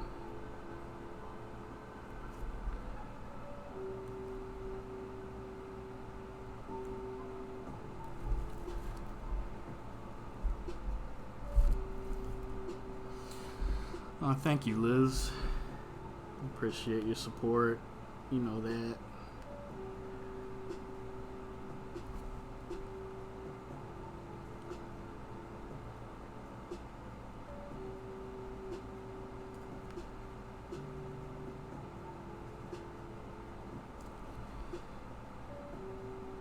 I'm also trying to do is get myself psyched back up to work on the rest of this sucker. Because we ain't done by a long shot. Remember half an hour ago when I said we were almost done? Yeah, that was an optimistic statement. But damn it, it's the first Sketchbook Saturday on Twitch, and I want to make it worth everybody's while.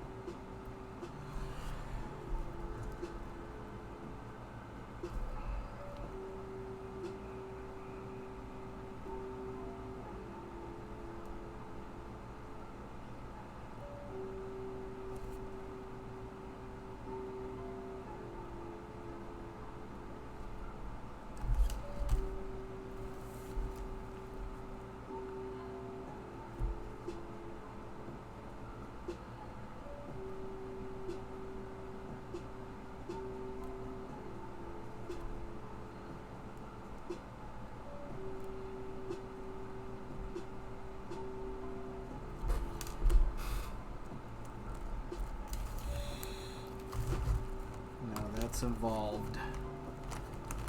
Let's see what the other dark gray is going to do for me here.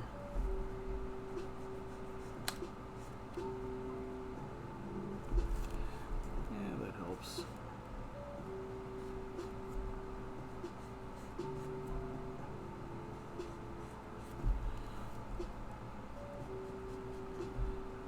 Gives some depth there in some places where it needed it.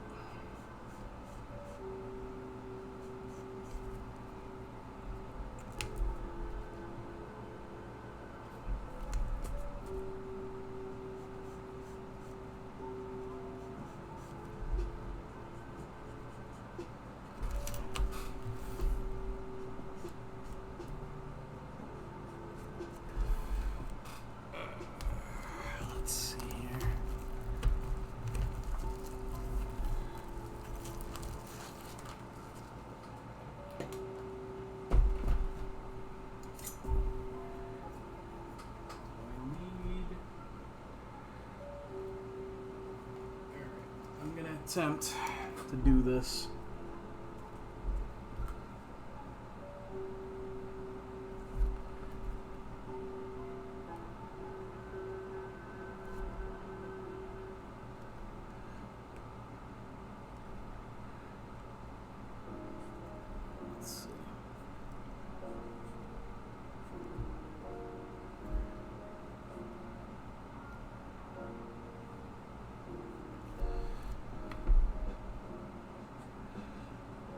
Too much glare from this lamp, maybe.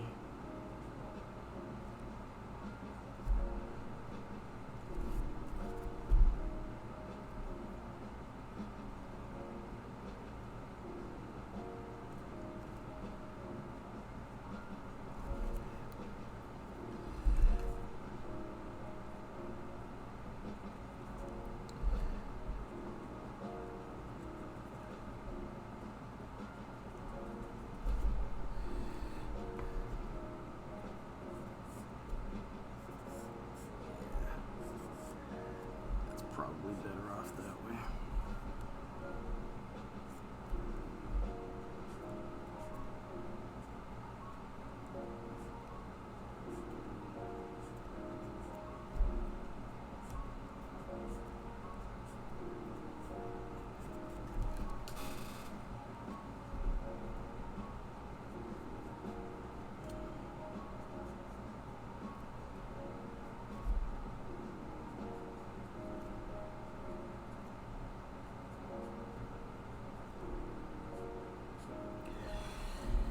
Yeah, basically I'm trying to unpaint myself out of a corner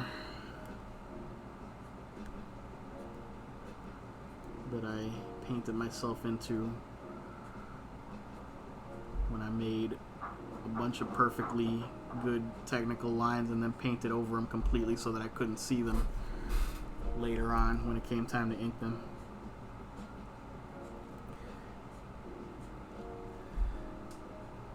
A little irritating to have to cop to that. It's not a mistake I feel good about making, but we're here.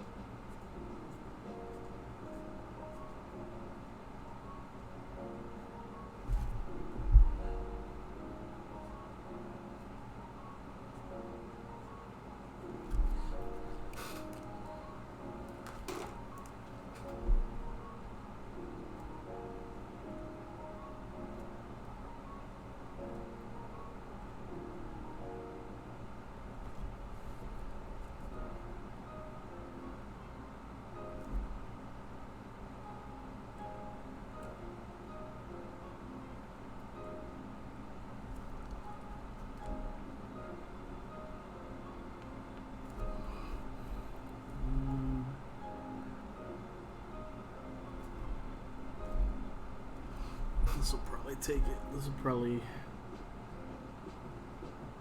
flesh it out a little bit more, at least as much as it can be.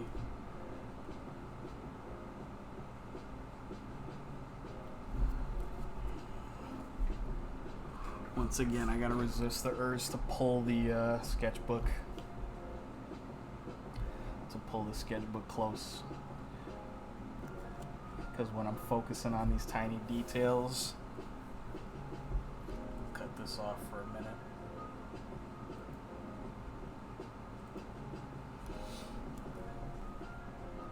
When I start focusing on these tiny details, I tend to get my face super close to the page that I'm working on. One reason is because that's just how my concentration works, and two is because my eyesight is terrible. So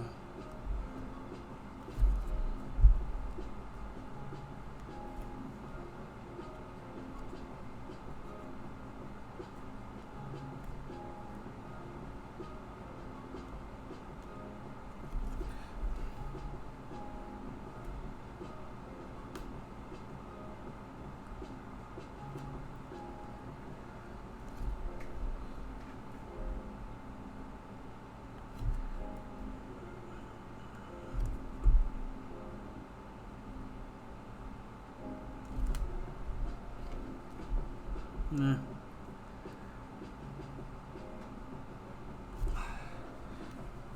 Not the way I would have liked to have it look, but at least it looks like what it's supposed to look like, a lot more than it did before. And when I'm done with this, I can concentrate on finishing up the stars of the show, which should be the characters.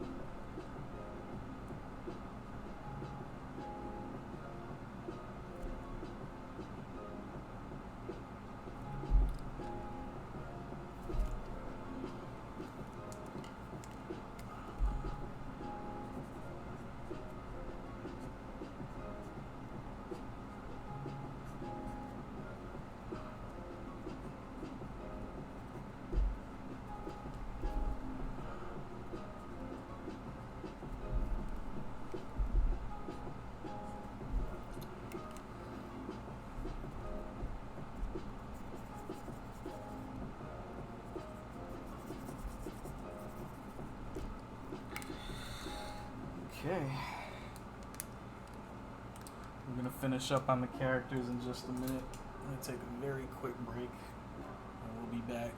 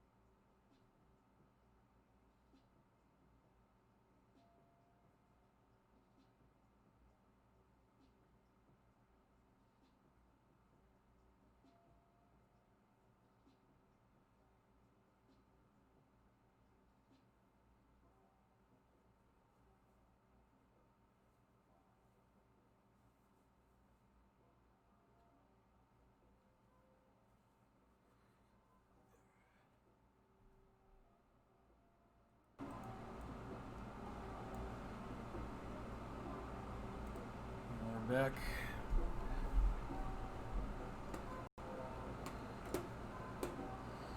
We are back. And I also figured I'd quit while I was ahead with the Miles Morales t-shirt and change into a shirt that's somewhat less white. And that's for the preservation of a shirt that was a valued gift. Now the conclusion of me trying to salvage this Sketchbook Saturday sketch. I shouldn't say that, but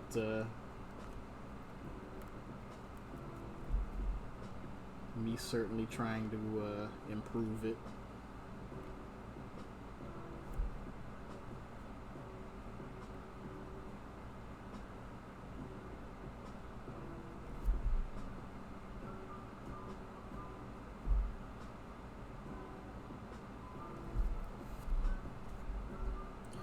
Building looks awesome. Thank you very much, Lindsay. I appreciate that. Like I said, it's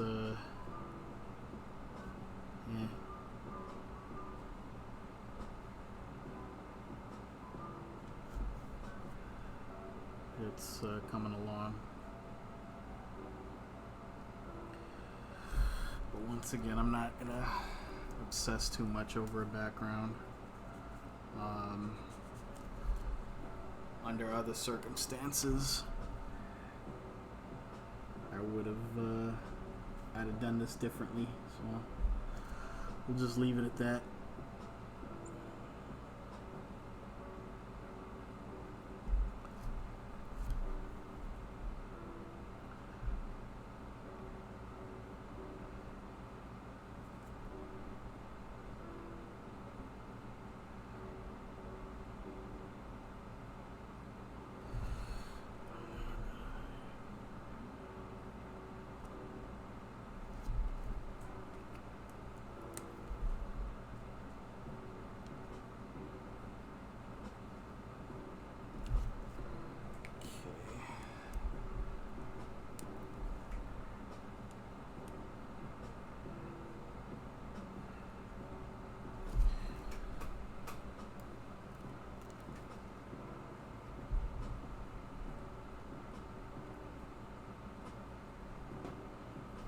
That's more like it.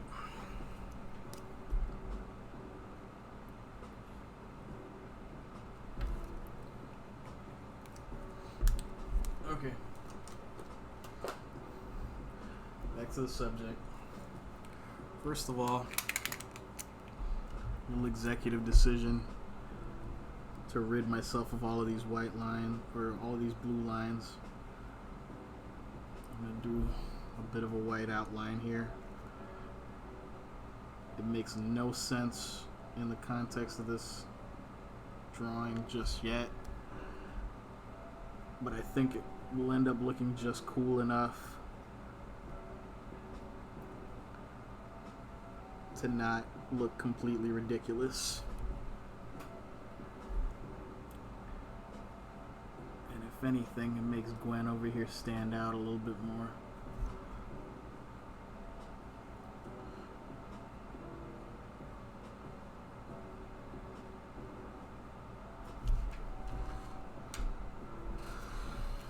What that's also going to force me to do is be very careful to not have any of the ink that I'm about to use smear anywhere else.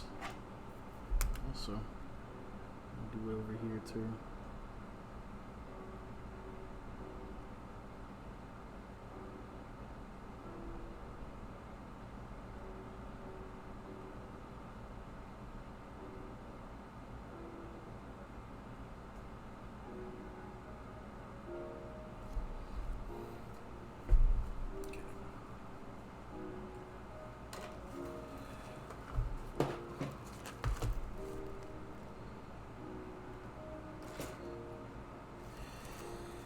Time for some red tightening.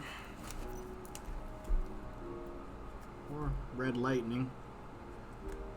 Oh, red lightning.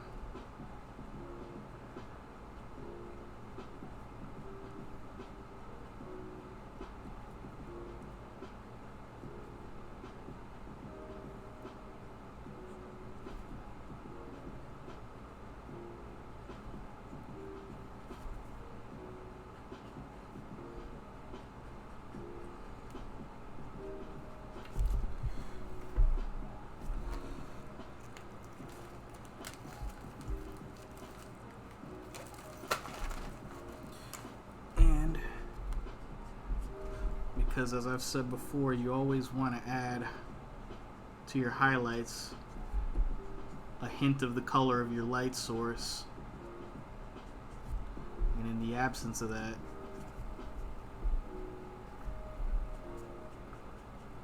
a hint of the color in the environment that's most affected by your light source.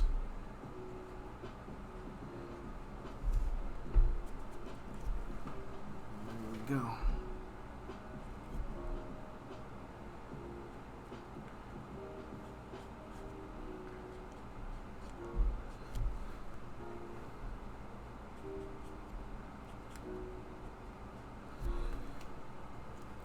So there's that.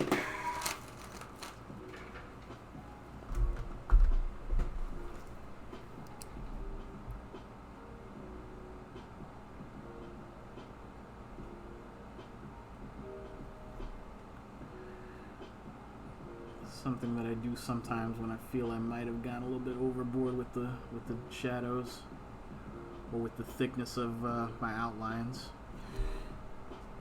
is I'll just remove them. Take some white out and make those same outlines thinner.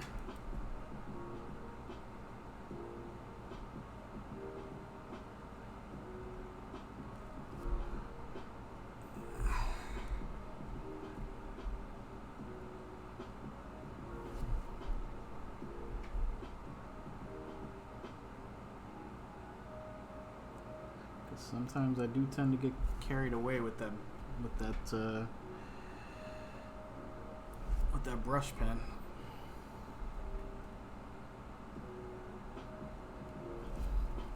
Sometimes it's just far too easy to just use that for everything and just, use it to shade everything.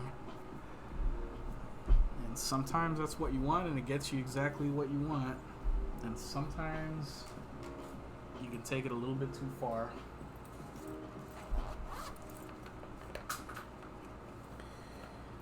Now, back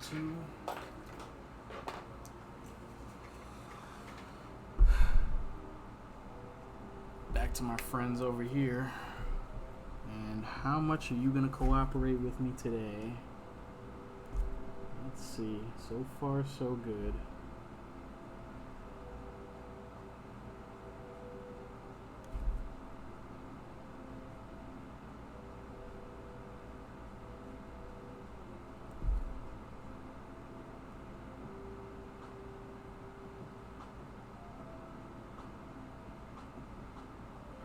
Really, the trick is to go over it a second time as you're doing it if possible.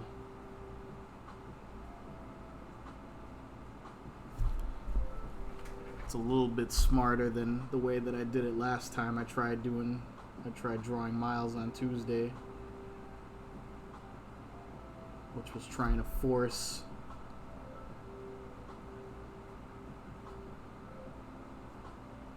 this marker to kind of do my bidding. You can do that with some art tools.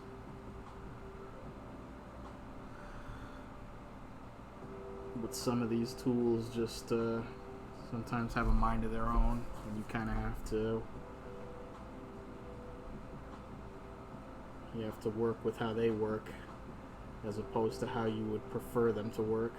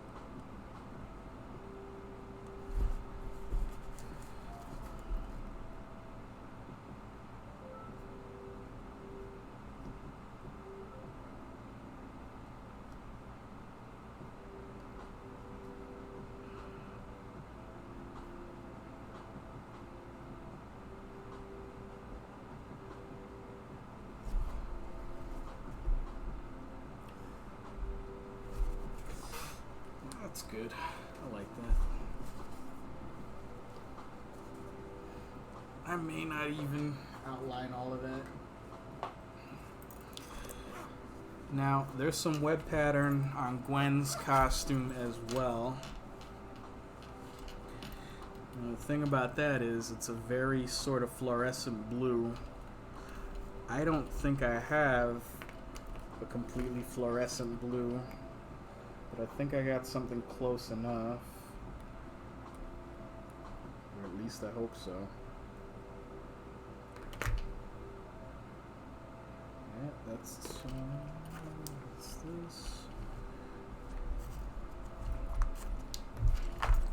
We'll take it to the audience. I got, let's see, what do we call this one? Shock blue, and this is what it looks like. This is not helping the voting.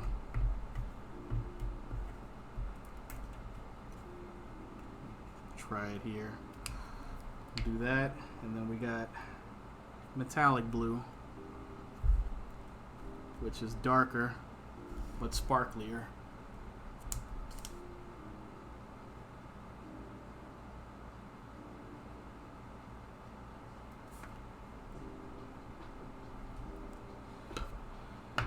I have one for one for shock, one for metallic. I don't know if anybody's gonna be able. Just gonna break the tie here.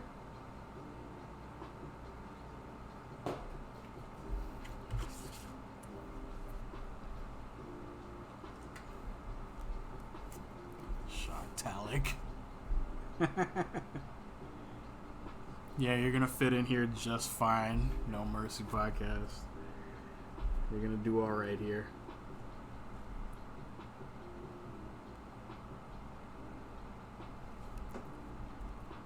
Yeah, both. Thanks for your help, guys. Oh man, I'm gonna try the metallic first, just because it sort of came out a little bit easier.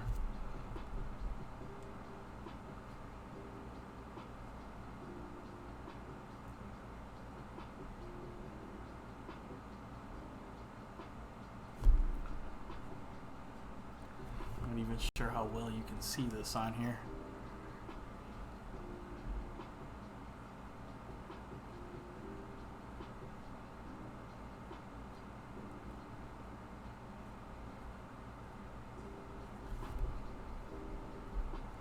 Yeah, that'll work.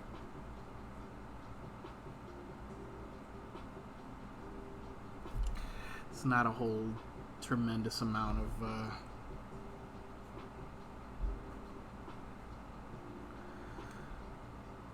drawing anyway. It's just right there. That's it.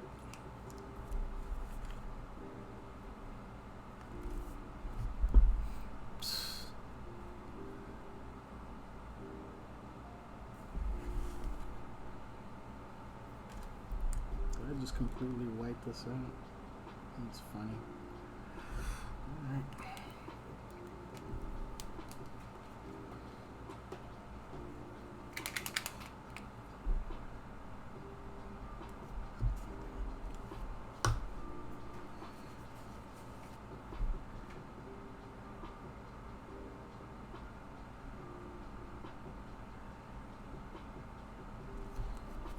Ready?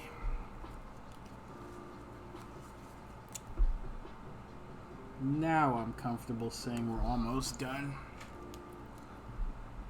I just want to sharpen some lines up here and there.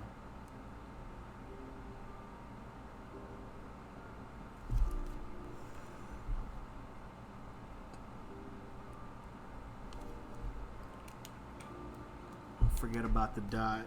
Yeah.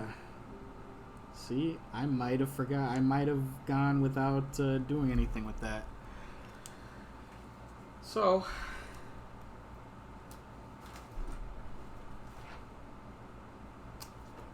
where was the dot? The dot was right there. I can see it. This is what we're going to do with the dot.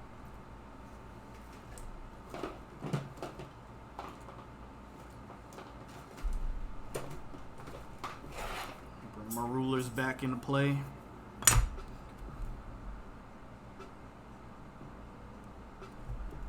Fix this up a little bit first so that I am focused on what I need to be focused on. Nope, you didn't miss that part. I'm worried if you hadn't reminded me, I may have forgotten, so thank you very much.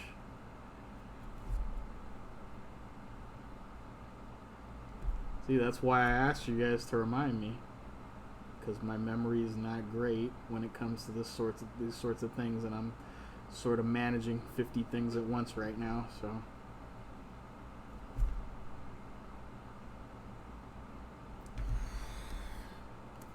Everybody needs a little bit of help sometime.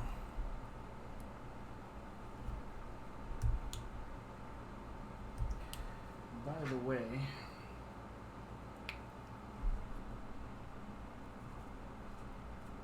just because this part is shaded doesn't mean that there can't also be highlights, which I'm also going to try to add.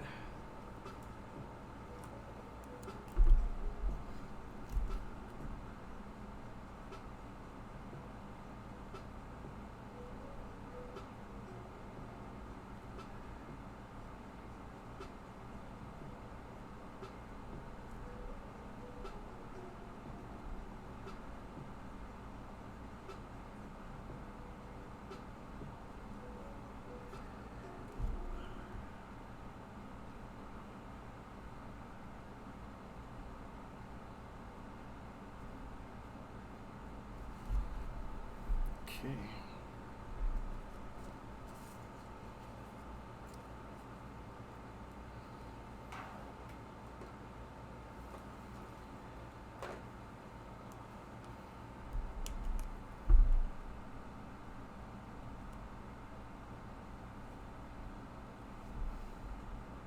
Now, what's with the dot? What's the deal with that dot? Can you see out of it?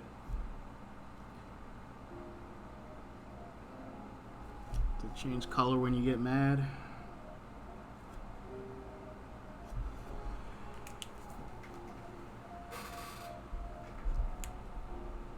This is what we're gonna do with the dot, because I absolutely know, and I know I'm doing other things at the same time while I'm explaining this. I think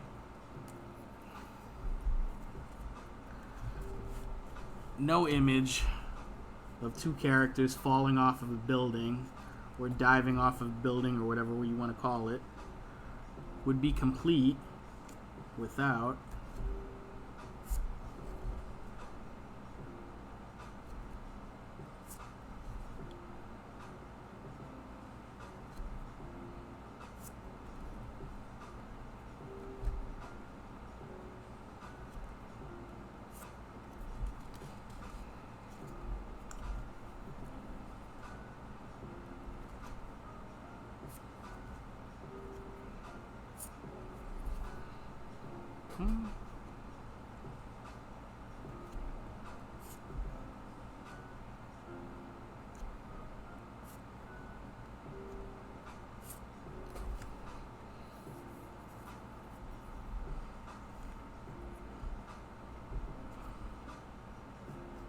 and as long as they're coming from this dot,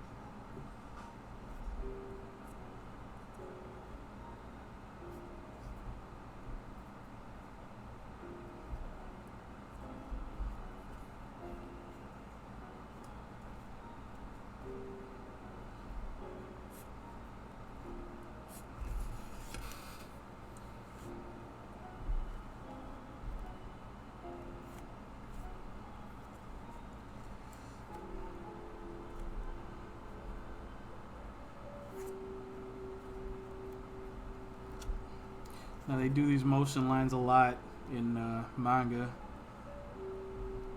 That's at least what I identify them with.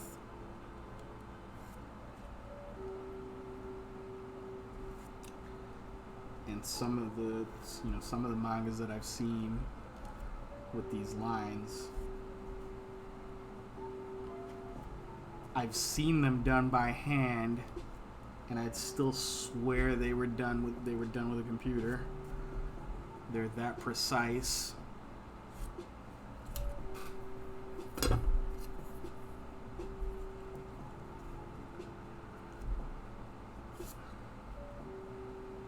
I don't know if these look quite that precise, but then again, I'm not doing them in as much detail or as many of them as you'd see in your average manga.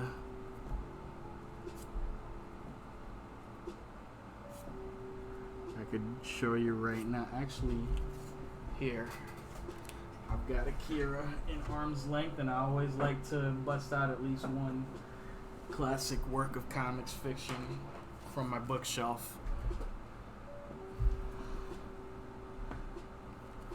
You want to know who wrote the book on anime motion lines, on manga motion lines? You could do far worse than Katsuhiro Otomo. And that I'm almost positive was done by hand, because this was made in the 80s. That's some dedication to straight line precision right there.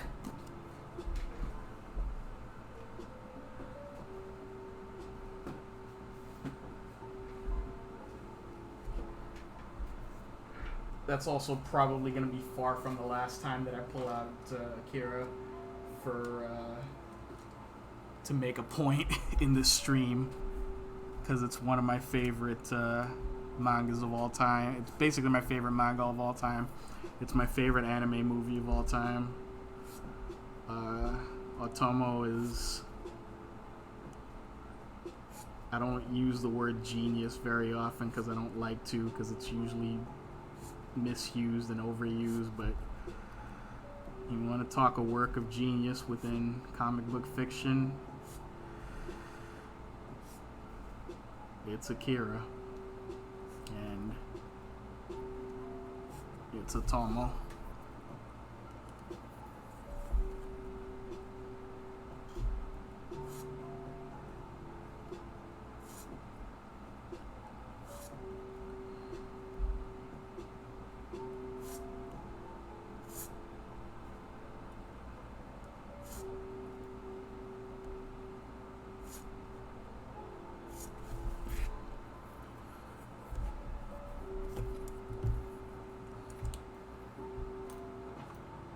Always the standard that I attempt to kind of live up to.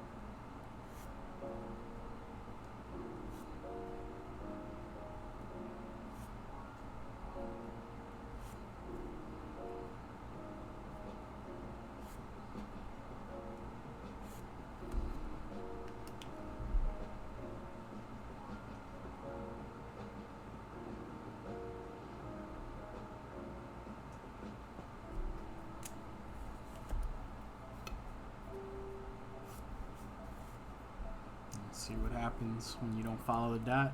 You start crossing lines all over the place.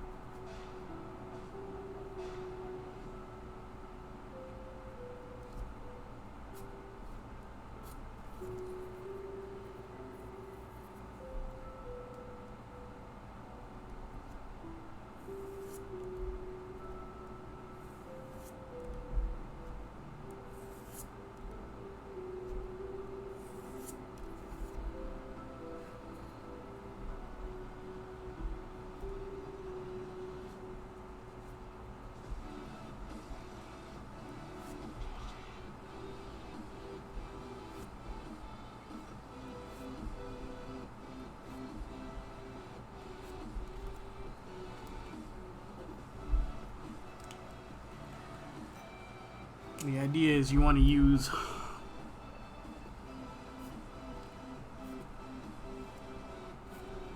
sort of different line widths.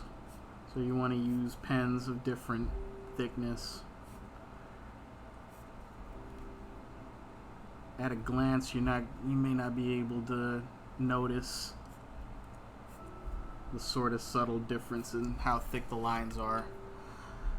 But trust me, your brain will.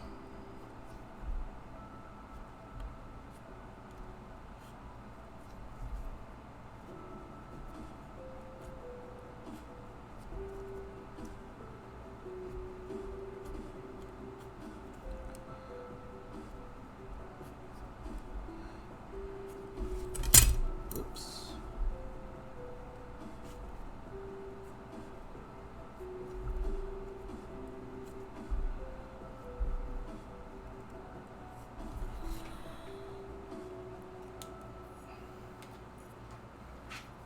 And one last thing that I wanted to do that I don't see quite as many people doing, and that is doing the same lines in white.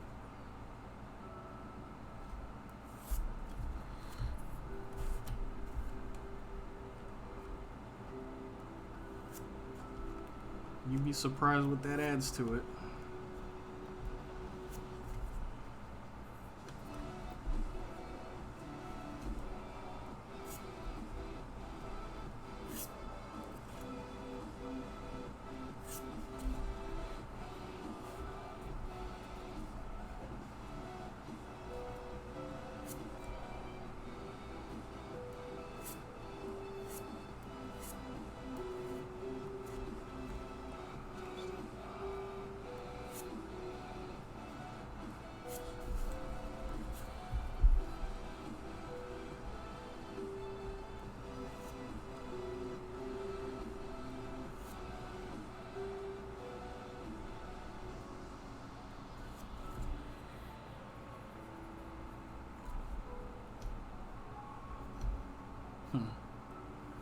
Yeah, this is officially now the longest stream we've ever done, but we're closing in on the end. You won't have to see me drawing lines for much longer.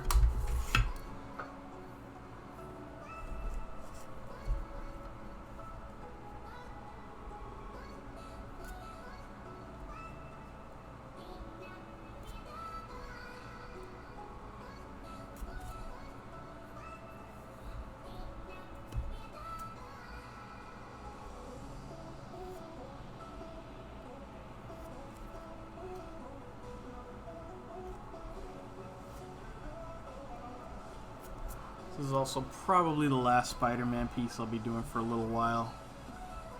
I've done 3 in the last week, so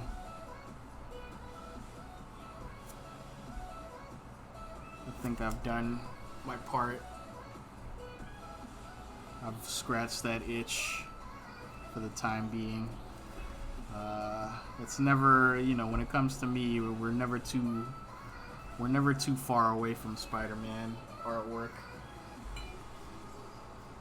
But I have an idea for what I'm going to do on Tuesday, which is when I will be live again. And it's going to be something completely different. I may even be venturing outside of comics and attempting to do some of my first portrait art for the stream, if you want to call that a teaser.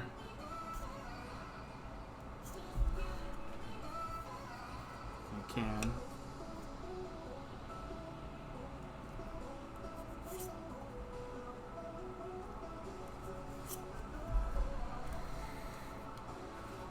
Okay.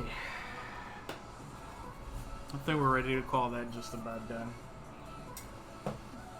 Background wasn't everything that I hoped it would be, but other parts of it were.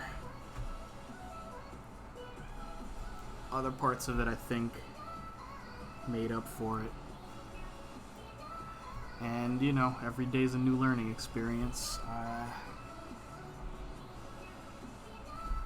So yeah, before I get too much more carried away into messing with this anymore, I'm gonna call this one done.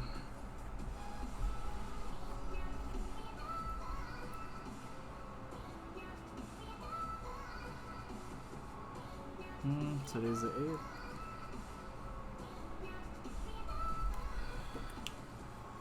We'll call that one just about done. I'll have this on Instagram shortly so you can see it without the benefit of too much glare.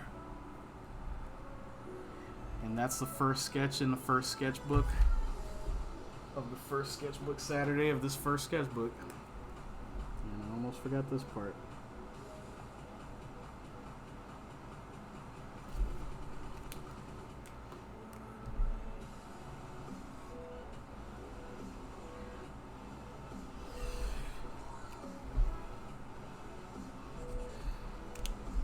So, as I was saying, I want to thank everybody for coming. I want to thank everybody for sticking with me through an uncertain period of background drawing. And I hope you enjoyed it, and I hope you learned something, and I hope you come back. Tell your friends, tell your friends' friends, tell them to come out, tell them to come over, tell them to follow, and let's get a new artistic community going. I will be back.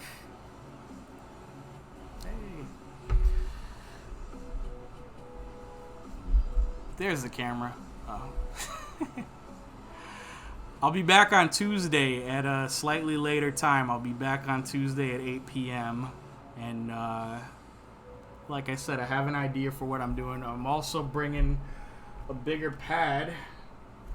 This just came by Amazon. I really got to work this out. New watercolor pad. Let me switch cameras then. There we go. New watercolor pad. Slightly bigger. It'll take up more of the screen, which is good for everybody. It's probably of a better quality paper than what I was working with. Which also means I really have to work on getting my good paints back, because I don't want to waste too many of these on something that's substandard. But that's a story for another time. And I hope you guys will join me on Tuesday, and we'll probably have something completely different at that time. So thank you all for coming. Have a good night. I'll be seeing you. Always remember to make friends through art. And I'll see you on Tuesday. Everybody stay safe. Laugh hard, ride fast, be kind.